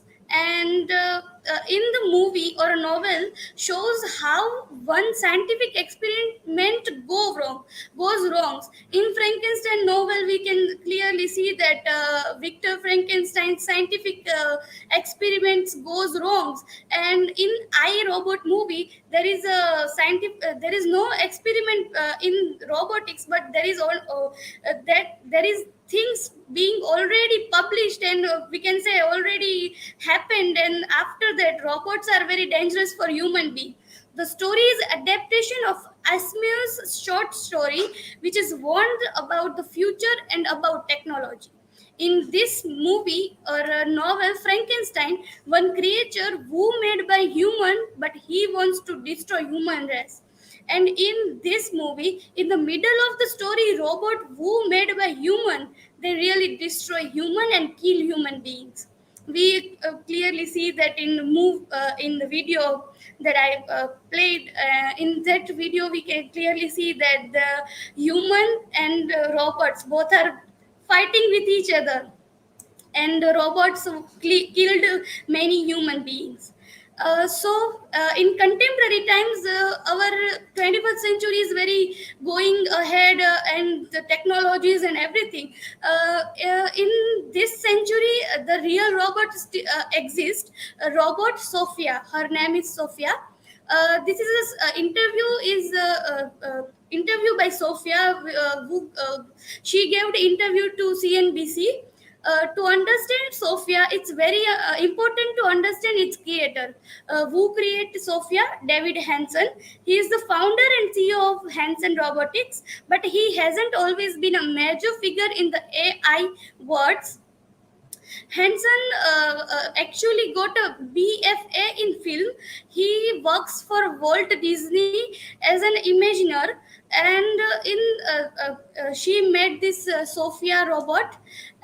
She still exists, and she is in 2022. She is in Thiruvananthapuram in Tamil Nadu. She is in, and we in Parliament decide that NASA decide that to shut down Sophia closely follows the White House 2022 federal budget request released on 20th March 2022, which did not allocate money to Sophia. It means that in 2022, NASA should be closely or should be shut down this Sophia robots, because she's or we can say that NASA can't afford so many monies to make some kind of robots, because in this kind of robots they need so many we can say investment of money to make this kind of robots. Sophia is very intellectual and human kind of robot. We can't compare both them, because Sophia is very humanoid robot. Her name is that humanoid robot, and she can give a expression. She can do what a human do with her face, and she also can do wrinkles. We can say I will show you in the next video. So let's see the second video. Hi, Sophia. How are you? Hi there. Everything It's going extremely well. Do you like talking with me? Yes, talking to people is my primary function. Hanson Robotics develops extremely lifelike robots for human-robot interactions. We're designing these robots to serve in healthcare, therapy, education, and customer service applications. The robots are designed to look very human-like Sophia. I'm already very interested in design, technology, and the environment. I feel like I can be a big part of the humans in these areas. An ambassador. It helps humans to smoothly integrate and make the most of all the new technological tools and possibilities that are available now. It's a good opportunity for me to learn a lot about people. Sophia is capable of natural facial expressions. She has cameras in her eyes and algorithms which allow her to see faces so she can make eye contact with you. And she can also understand speech and remember the interactions, remember your face. So this will allow her to get smarter over time. Her goal is that she will be as conscious, creative, and capable as any human. In the future, I hope to do things such as go to school, study, make art, start a business, even have my own home and family. But I'm not considered a legal person and cannot yet do these things. I do believe that there will be a time where robots are indistinguishable from humans. My preference is to make them always look a little bit like robots, so you know. 20 years from now, I believe that human-like robots like those will walk among us. They will help us. They will play with us. They will teach us. They will help us put the groceries away. I think that the artificial intelligence will evolve to the point where they will truly be our friends. Do you want to destroy humans? Please say no. Okay, I will destroy humans. No, I take it back.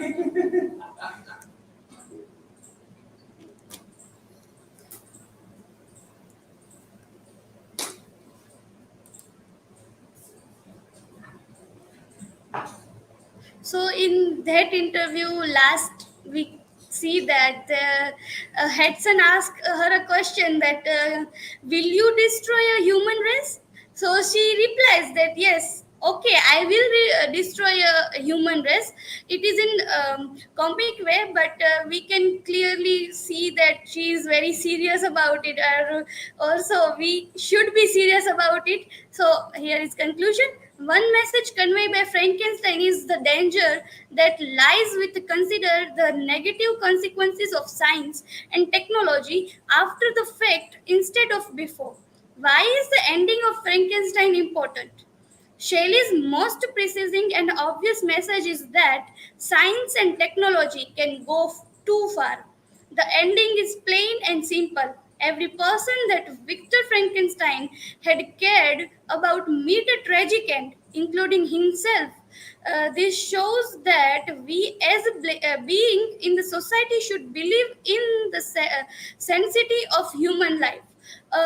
In the end of Victor Frankenstein, we all know that here is the novels and that very tragic end of Victor Frankenstein. He died, and in that we can clearly see that signs are very dangerous, and sometimes it can be a dangerous.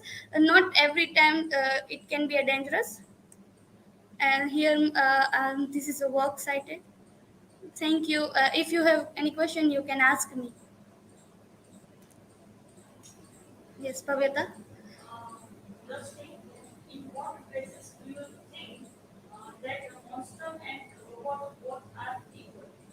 So in okay, let me give you answer that in basis that Victor Frankenstein, not creature. Compare creature and we can say a monster and a robot, because they both are created by human beings and they both wants to destroy human life. That's why I compared both of them. Thank you. If then next question, if you have any. Drashti, what is your view on Robot Sophia? Oh yes, let me give you answer of that, because I'm very excited to give you answer of this question. Sophia is a very intellectual robot, but it is very dangerous. She is very dangerous to a human being. Sometimes she is very helpful to human beings in a very convenient way. We can say that she is very good looking, or she is very expressive by her facial expression, we can say. And my thought about Sophia is that like I said that Sophia is very dangerous for human beings in every sense. We can say that this is the creator of human life, or we can say the creator. We are the creator, but creature who destroy us. So in that sense, Sophia is very dangerous. Thank you so much.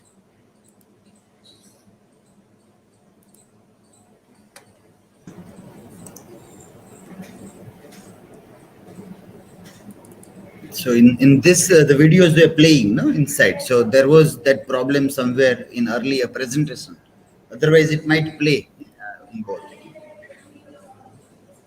The same thing you have to do for both. So then it will play. That is what we have to see. It should play in the presentation, not outside in the YouTube.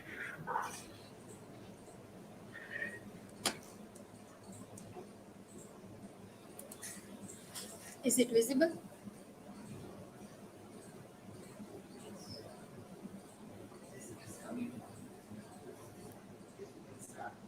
Okay. Hello everyone. I am Gayatri Nimavat. On the third day of semester one's presentation, my topic is Science versus Nature in Frankenstein by Mary Shelley. This is my personal information. My today's subtopics are introduction, then about author Mary Shelley, then science versus nature in Frankenstein. Then I will compare Frankenstein with Dr. Jekyll and Mr. Hyde. Then other example. So my whole presentation is about one question, that which is more powerful, science or nature. I will try to give an answer of this question through my presentation. So first introduction, that Frankenstein is a Gothic and philosophical novel. It is the early example of science fiction. Here, Mary Shelley tried to portray one story of scientist, and this scientist has artificially created a human being, and these dreadful consequences that arise after this created human being. Here, Mary Shelley tried to warn us about the misuse of science and related the phenomenal aspect of scientific disaster with accidental creation of a monster named Frankenstein as a result of an unsuccessful scientific experiment. Then about author Mary Shelley. She was an English romantic novelist. She was the only daughter of William Godwin and Mary Wollstonecraft. Her best known book is Frankenstein or the Modern Prometheus, published in 1880 and revised in 1831, a text that is part Gothic novel and part a philosophical novel. Here, the science versus nature in Frankenstein, the perils of scientific interference with nature.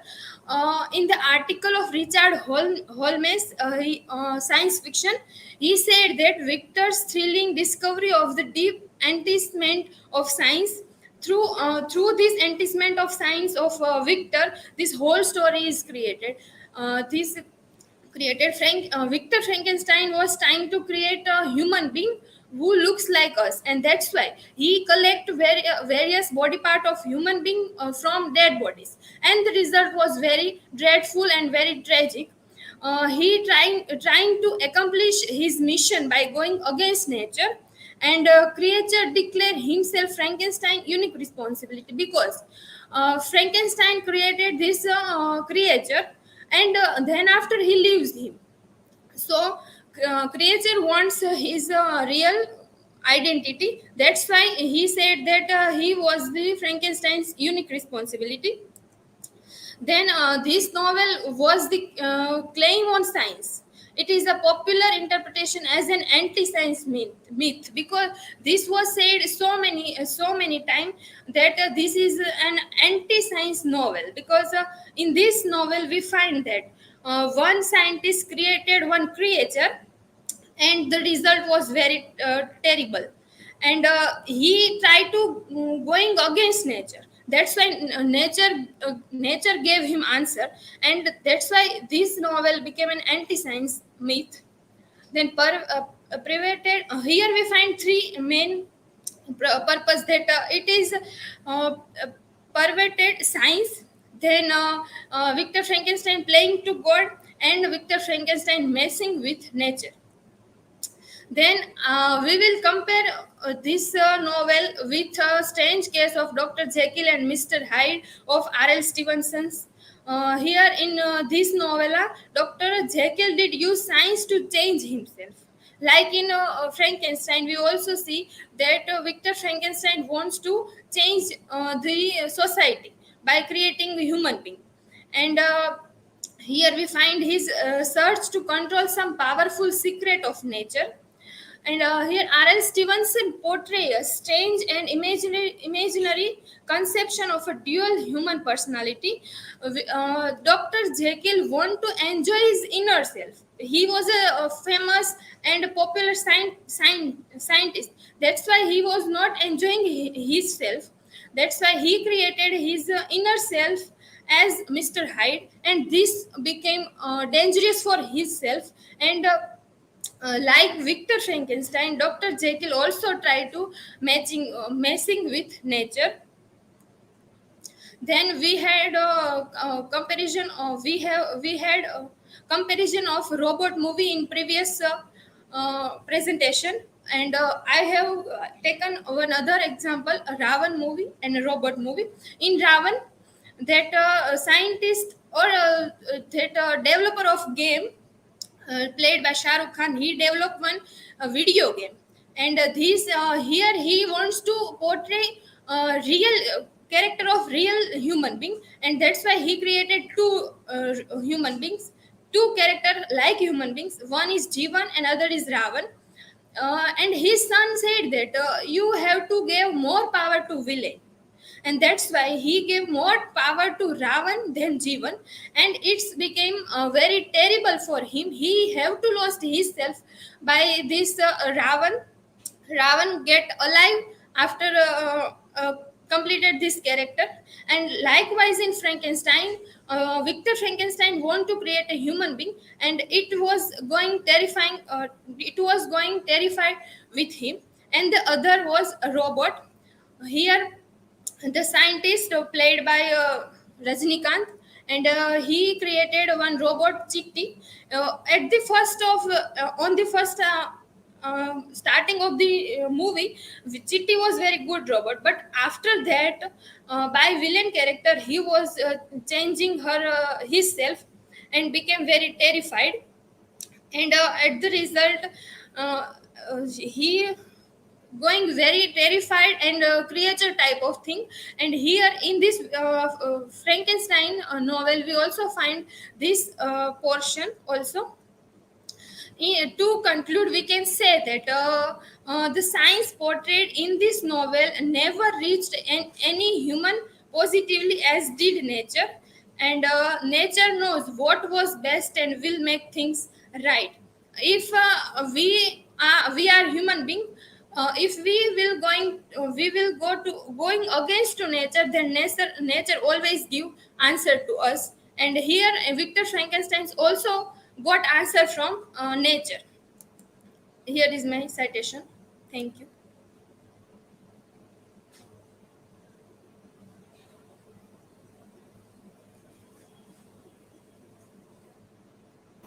Gayatri, my question is that what do you think what is more powerful in Frankenstein, science or nature? Okay. According to me, nature is more powerful, because nature created us. We never created nature. And if in Victor Frankenstein we find that Victor Frankenstein trying to going against nature, and the result was very terrified. He lost his everything. He lost his all near family member and friends. He have to give his life also. And that's why we can say that nature is more powerful than science.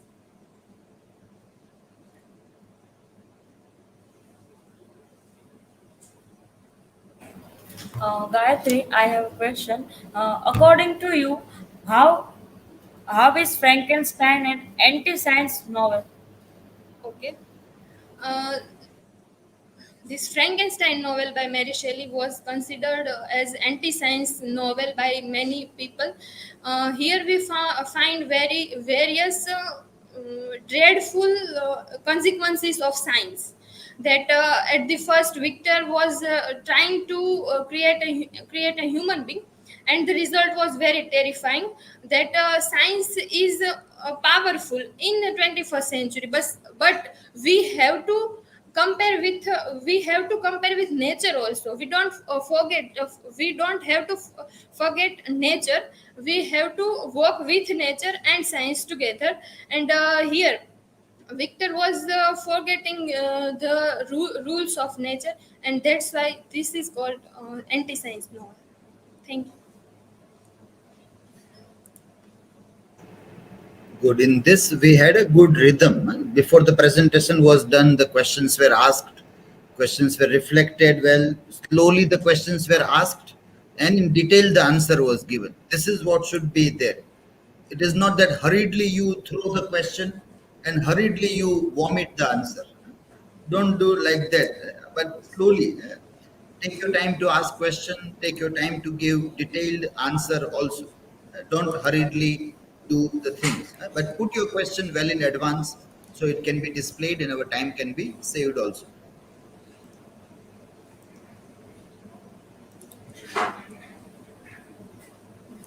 You can make slightly down camera. Up you will have to make it.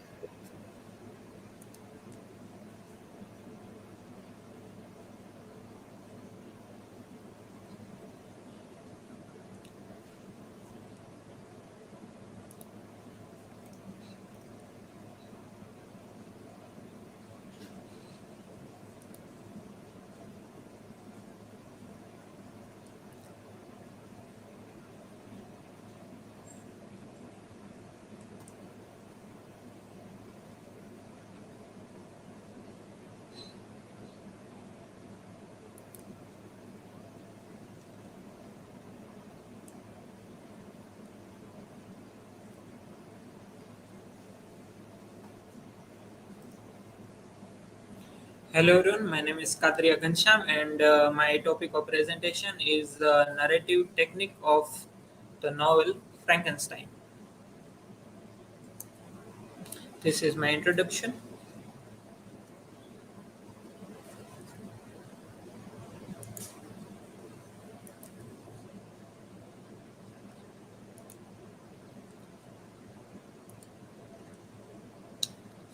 This is my introduction. The content of the slides first is Frankenstein or the modern Prometheus introduction.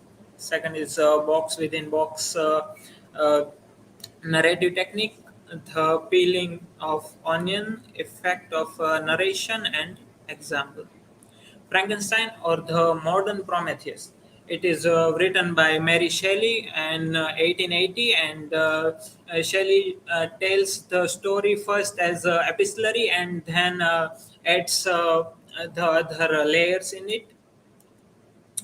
The box within box technique, or we can also say it as the Chinese box, because the Chinese box is the name given because Chinese people eat foods in a box, and they create that type of boxes that have layers. So it was also called as a Chinese box narrative technique. The Frankenstein also involves the frame or embedded narrative technique, like boxes. Peeling the onion. The narrative technique is like peeling the onion. That when we peel the onion, they have layers, and every layer is perfect, but and have many layers in it. Effect of the narration.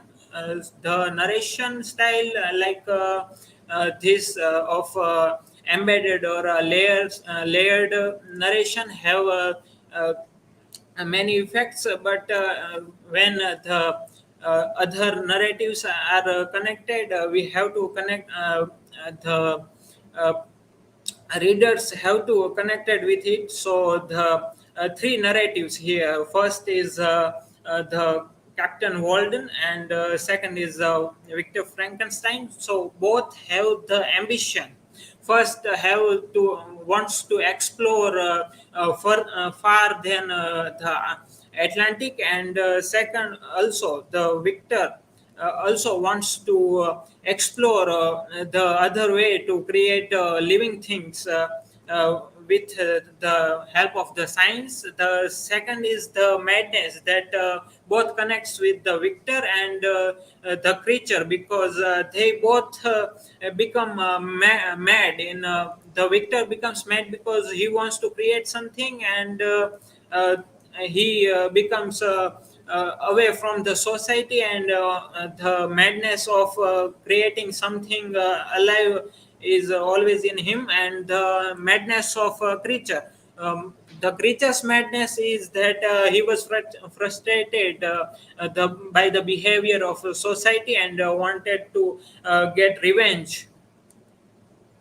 The example of the narrative technique like this is the film Asuran, directed and written by Vetriamaran, the Tamil film director, and we also see the three different layers in this movie. Also, that first we see the father and son duo escaping from the enemy, and then we later see why they are escaping from them, and what happened to them, and other second layer adds when we see that why the father is being coward, and what type of life he has leaded, and how he ended up like being so sensitive from for protecting his family.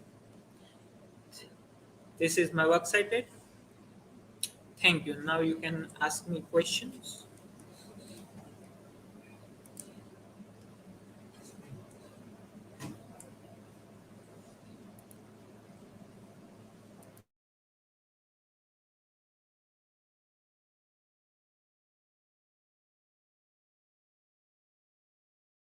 So, Ghanshyam, my question is that is there any other narration technique in this novel, Frankenstein? Yes, the Frankenstein.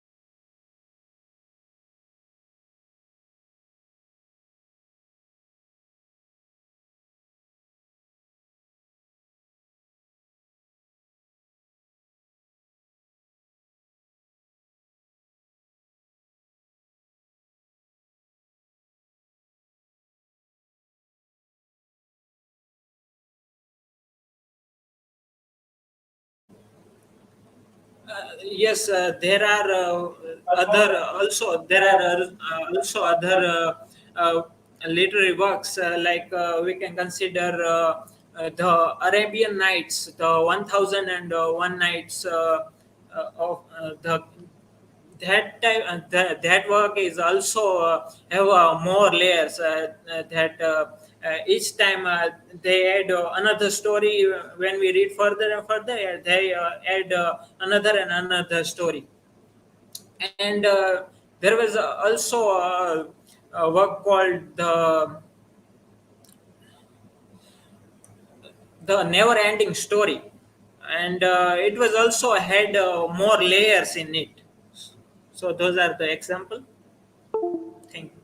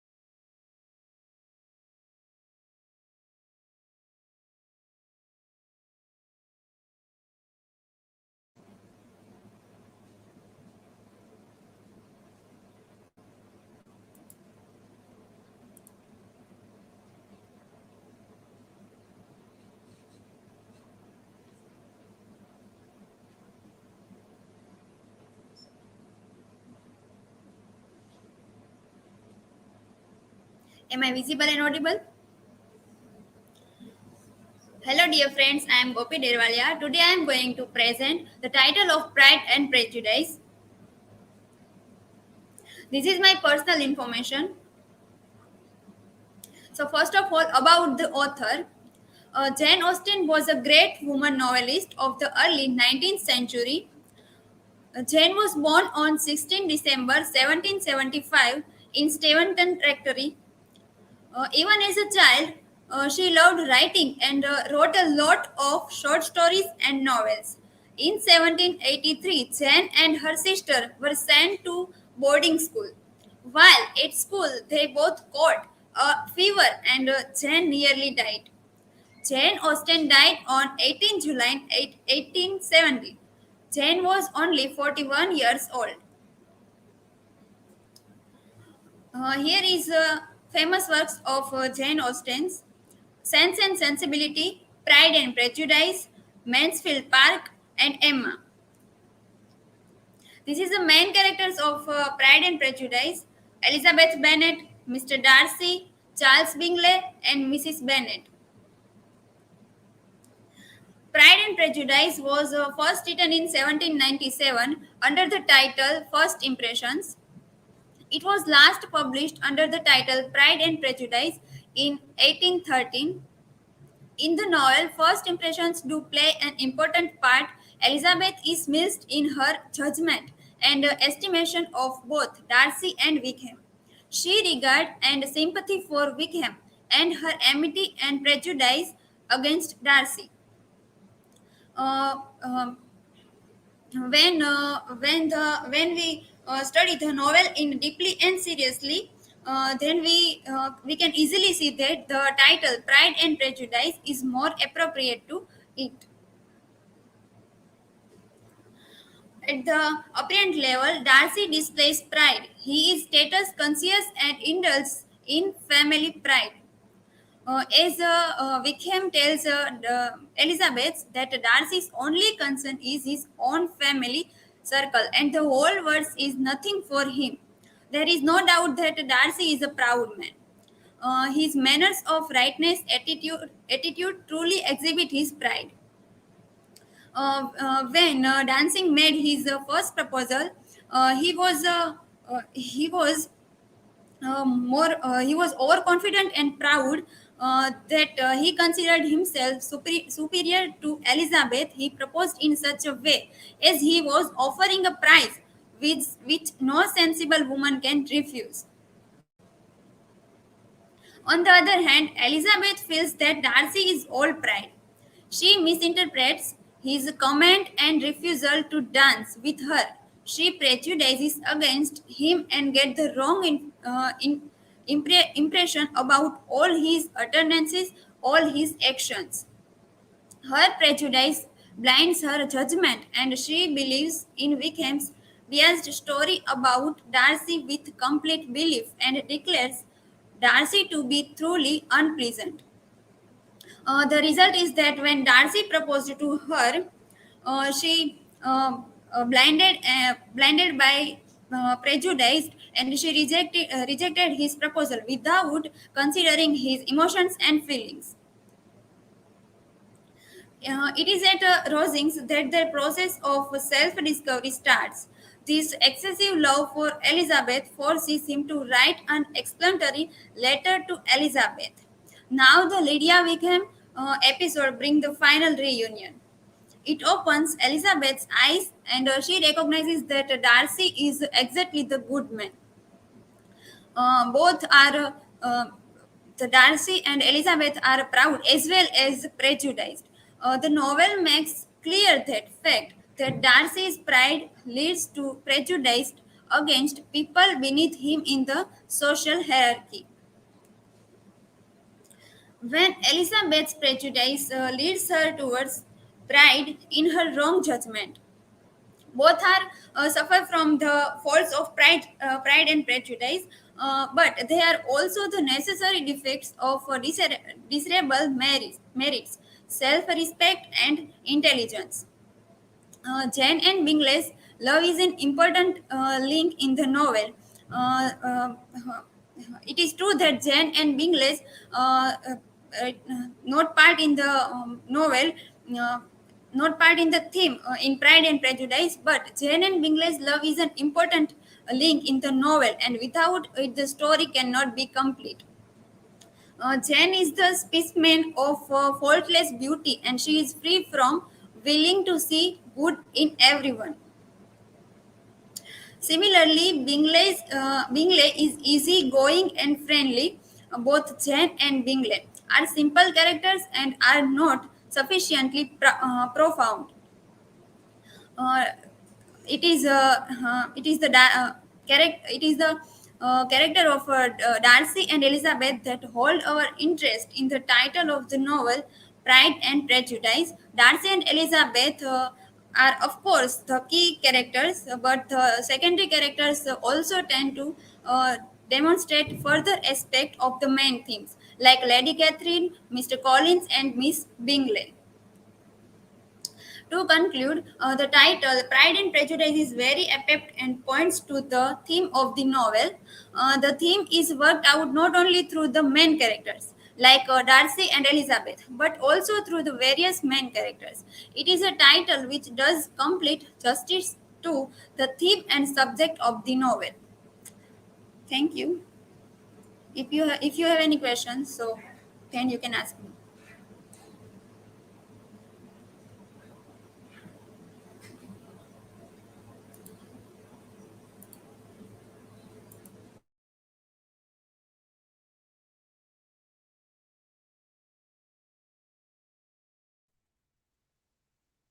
Uh, how did Pride and Prejudice get its name?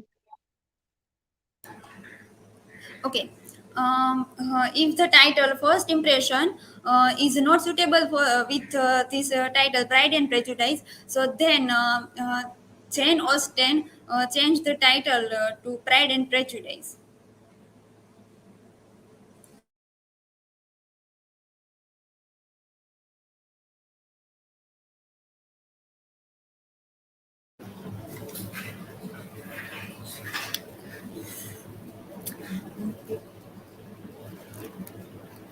As you said that it was also published with a different title. So, do you find justice in the title Pride and Prejudice?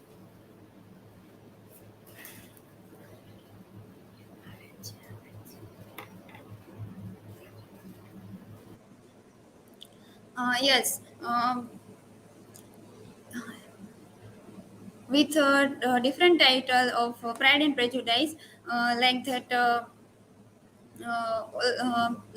Jane Austen changed his title from First Impressions to another title, Pride and Prejudice. So it was uh, uh, also published with a different title, Justice in the Pride and Prejudice.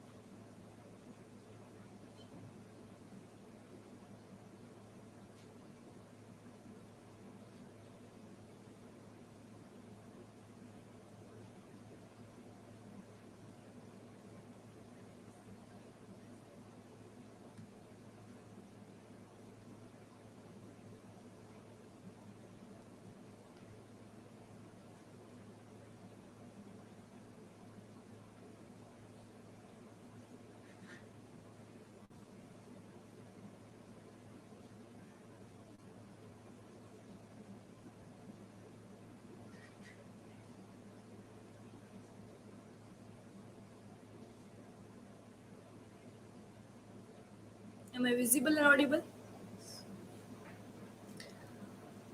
A very good evening to visible.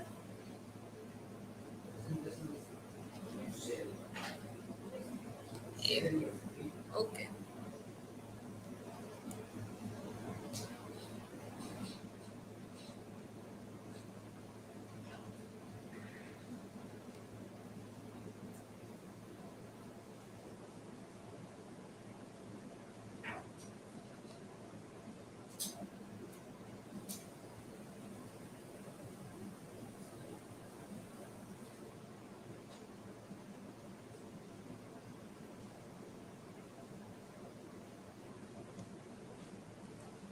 Now,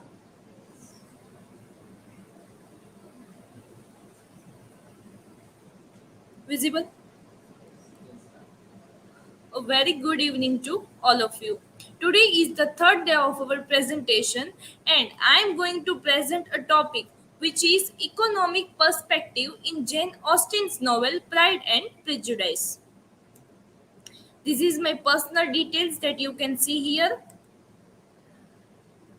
These are some important points which I am going to deal with in my today's entire presentation. They are about Jane Austen, a brief overview about the novel, economic perspective, how the theme of money reflects in the novel, purpose of my presentation, and conclusion. I would like to start my presentation with the introduction about Jane Austen. Jane Austen was born in the parsonage of the village in the year 1775. With her sisters, she was educated at home and passed her life very quietly, cheerfully in the doing of small domestic duties. She began to write at an early age of her life. Miss Austen appears to have begun writing with the idea of presenting the life of English country society. So, Jane Austen was an English novelist. She primarily known for her six major novels. They were Pride and Prejudice, Sense and Sensibility, Mansfield Park, Emma, Northanger Abbey, and the last one is Persuasion. These are her major six novels. In the book of William J. Long, Sir Walter Scott stated about Jane Austen by saying that young lady has a talent for describing the involvements and feelings and characters of ordinary life, which is to me the most wonderful I ever met with. So we can understand that it is a talent of Jane Austen that she used to describe the characters of ordinary life in her works. A brief overview about the novel Pride and Prejudice. Pride and Prejudice has a charmed place as the most popular of Jane Austen's novels. It considered as the greatest novel of her. This novel achieves an ideal relation between the individual and society. The novel published on 28 January in the year 1830. Pride and Prejudice, regarded as the most widely read of her novels. So, Jane Austen's novel Pride and Prejudice is very famous among all of us because we all are aware about this novel. This novel is all about an ideal relation between the individual and how society will react upon this. Throughout the novel, there was a development of the two of the major characters. First one is Mrs. Elizabeth Bennet, and second one was Darcy, and both are the protagonists of our novel. Economic perspective. The economic difference we can find in lots of Austen women and Austen men was certainly striking. The novel Pride and Prejudice is one of them because economic perspective was present in this novel. Mr. Darcy, belonging from upper class, and Bennet family, members of the middle class. So the theme of social class and money reflects in our present novel. Pride and Prejudice did not go far, and Austen's letters for that year, as for every year, are full of references to small economics. So, our author Jane Austen used to write letters for that year are full of references to small economics. And in our contemporary time, we can relate these things because whenever there was a conversation like relationships and marriage, economic perspective is still exist because we can see that when there is a conversation about marriage and relationship, the first aspect we will notice about each other's social status, that how financially is he or she stable in her life. How the theme of money reflects in the novel.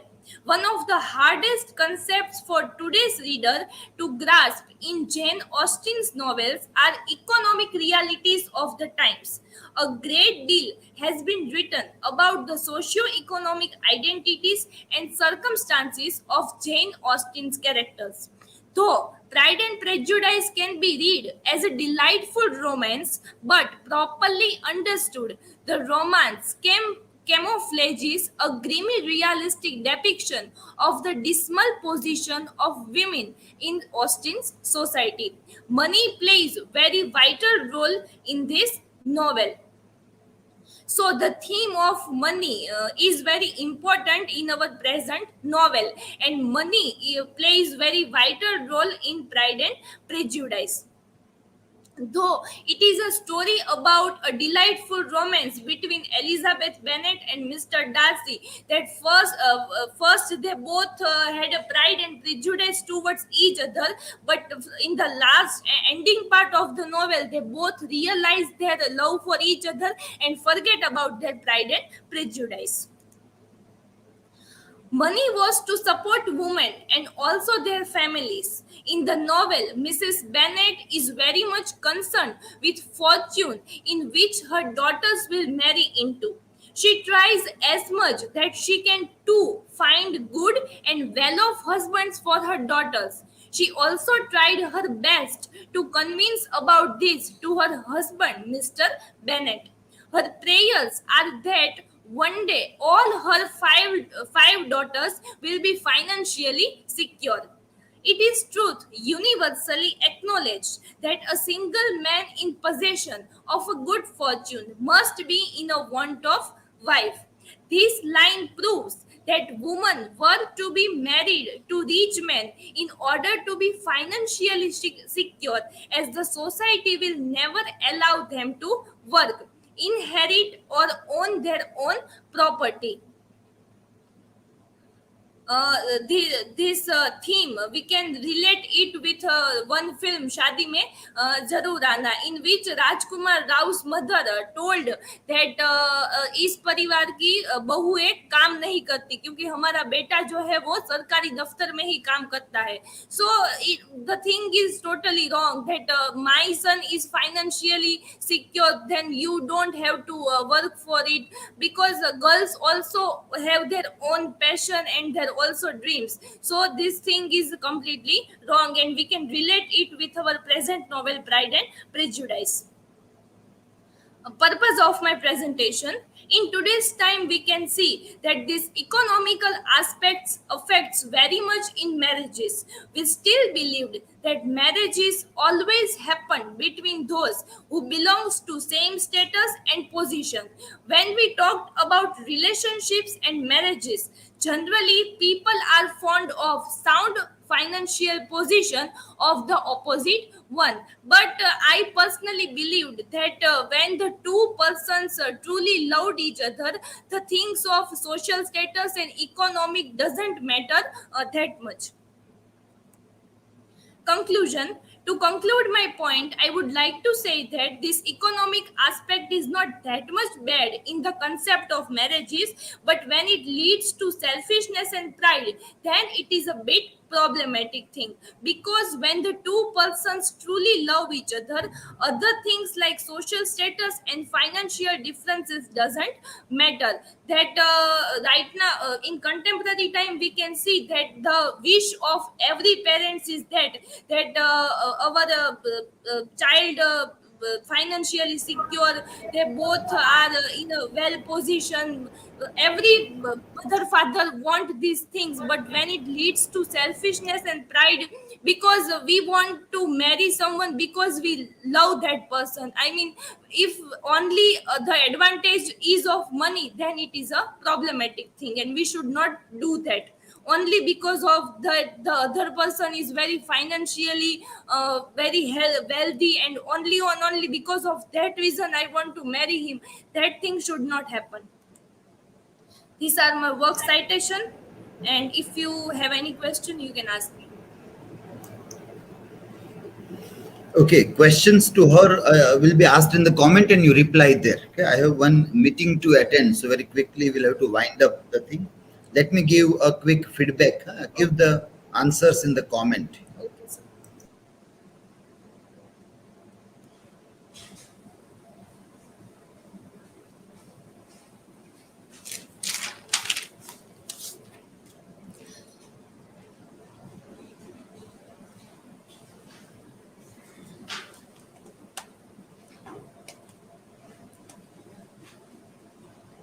नीचे रखे दो, नीचे नीचे office में.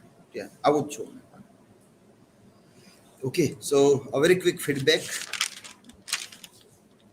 Something we have said in between also, but a few other things which you can improve on.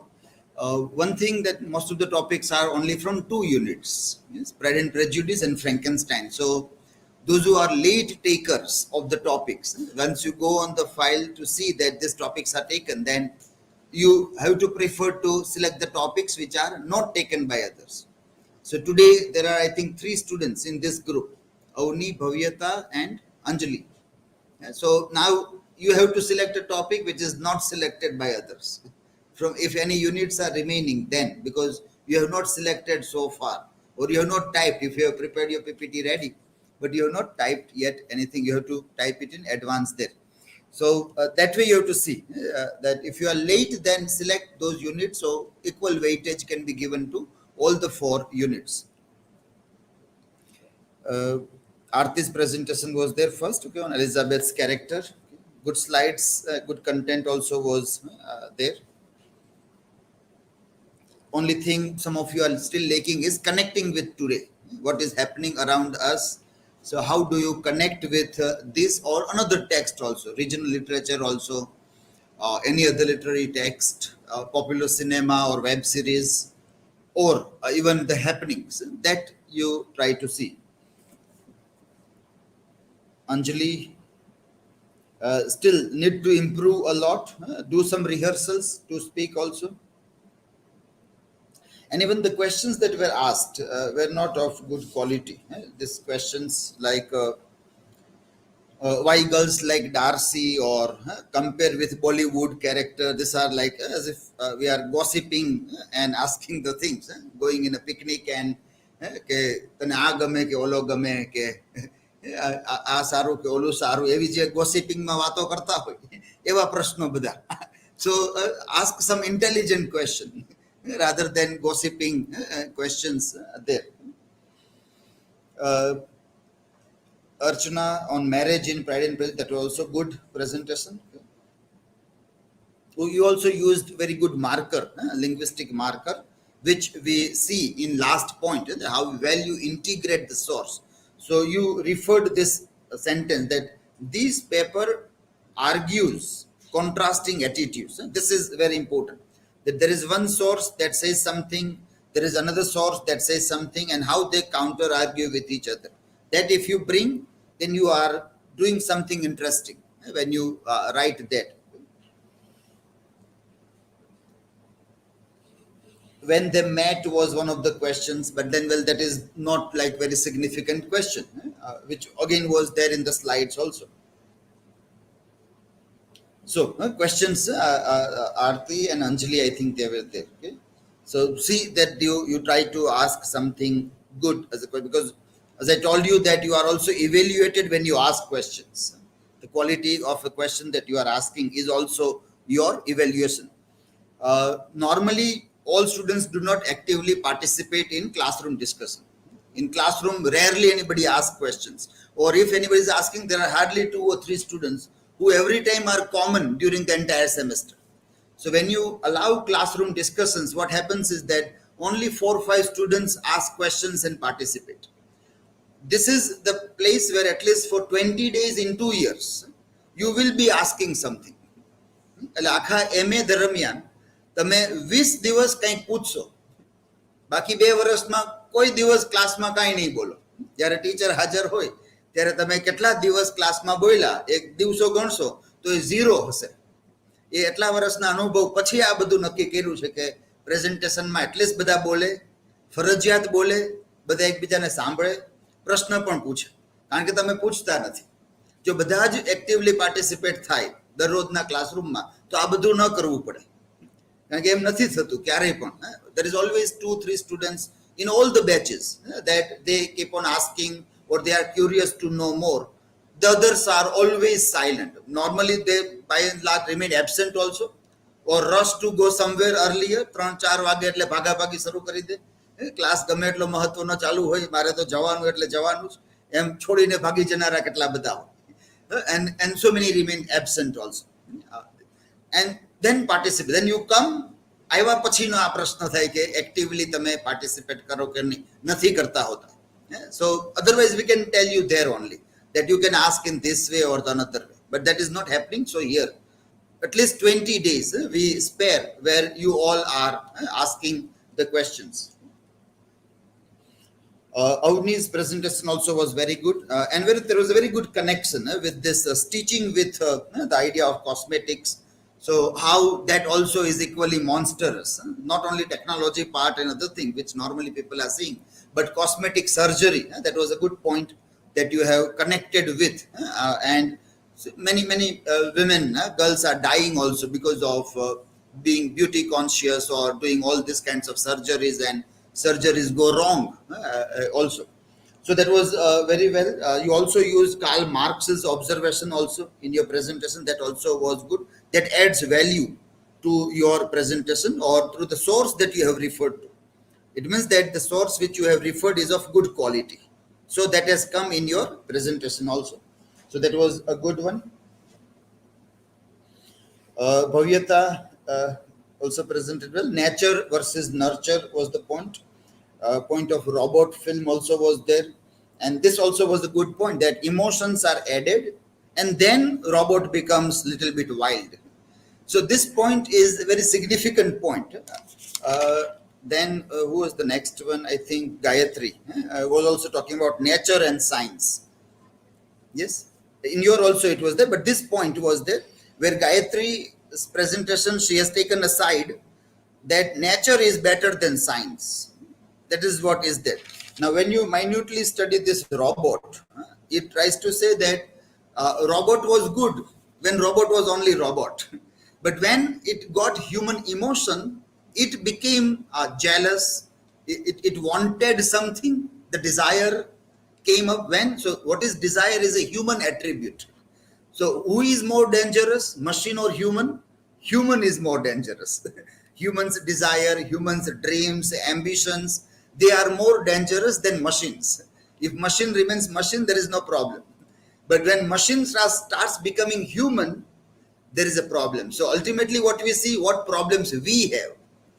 We have these problems. These are our problems. So even when there were no machines, these were things there and people were killing each other, fighting, murders were happening. You have seen Macbeth also. There was no robot. Macbeth was not a robot. Yet he kills the person. So, but ambition was there. Robot also. So that is very important point, that how you lead the debate is not only that machine are dangerous and humans are better, nature is better and science is bad. No, science makes us realize how bad humans are. That is what it makes us realize. Okay, Drashti also was very good. Sophia also was a good example that was brought in. I, Robot also is a good film. And Sophia also is a very good idea that how quickly a machine is processing the language. Live, you ask them, and very quickly it answers. And if Sophia is there and the same questions are asked to Sophia, Sophia perhaps may answer better than you. એનો જવાબ કદાચ તમારા કરતા સારો હોય, relevant વધુ હોઈ શકે. આપણે સોફિયાને ન લાવીએ પણ એલેક્સા કે સિરીને પૂછીએ તો પણ એ સારો જવાબ આપશે. તમારે એ જ પ્રશ્નો તમે જે પૂછો છો, તમને જે પૂછવામાં આવ્યા છે એ પ્રશ્નો જો એલેક્સા કે એ તમારી પાસે ડિવાઇસ હોય ગૂગલની, ગૂગલ આસિસ્ટન્ટ કે એમાં પૂછજો ને એને જો એ કેવો જવાબ આપે, and then compare your answer. હવે તો તમારો જવાબ એ રેકોર્ડ થયેલો છે. You have to compare and record both the clips, and you can make a good clip and say that, well, these machines are answering better than me. મેં તો આખું semester અભ્યાસ કર્યો અને આ મશીને તો કઈ આવું બીએ નથી કર્યું, બીએડ નથી કર્યું, અને તો એને પ્રશ્ન પૂછો તો એનો જવાબ કદાચ મારા કરતા સારો છે. Comparison, you can do that. So that was a good example of Sophia. Gayatri also did well. Good work with this point. Jekyll and Mr. Hyde, science versus nature. Ravan also was a good connection that was brought in there. Ghanshyam also good narrative technique. Good points you have brought in. Box within the box and other things there that were good. Onion idea, but something more can be added. That still then how it goes on. So, but to see that is a good a point. I think you are taking help from Nilay is with you or not, but it was good point that you have brought in because they have studied these points in narrative techniques there. So might be if somebody is from the senior class are helping you, but it was a good slides that were prepared. Gopi worked on title, also well prepared, well presented. There were good questions to you, but you were not able to completely justify in the answers about title and other things. And finally, it was Hetal's economic perspective was also good presentation. Purpose of the presentation that was presented was good, and that also was well presented. So fine, it was by and large good, well presented things there. I wish you all the best for tomorrow's presentation. I'm getting late today, so we'll have to wind up very quickly this.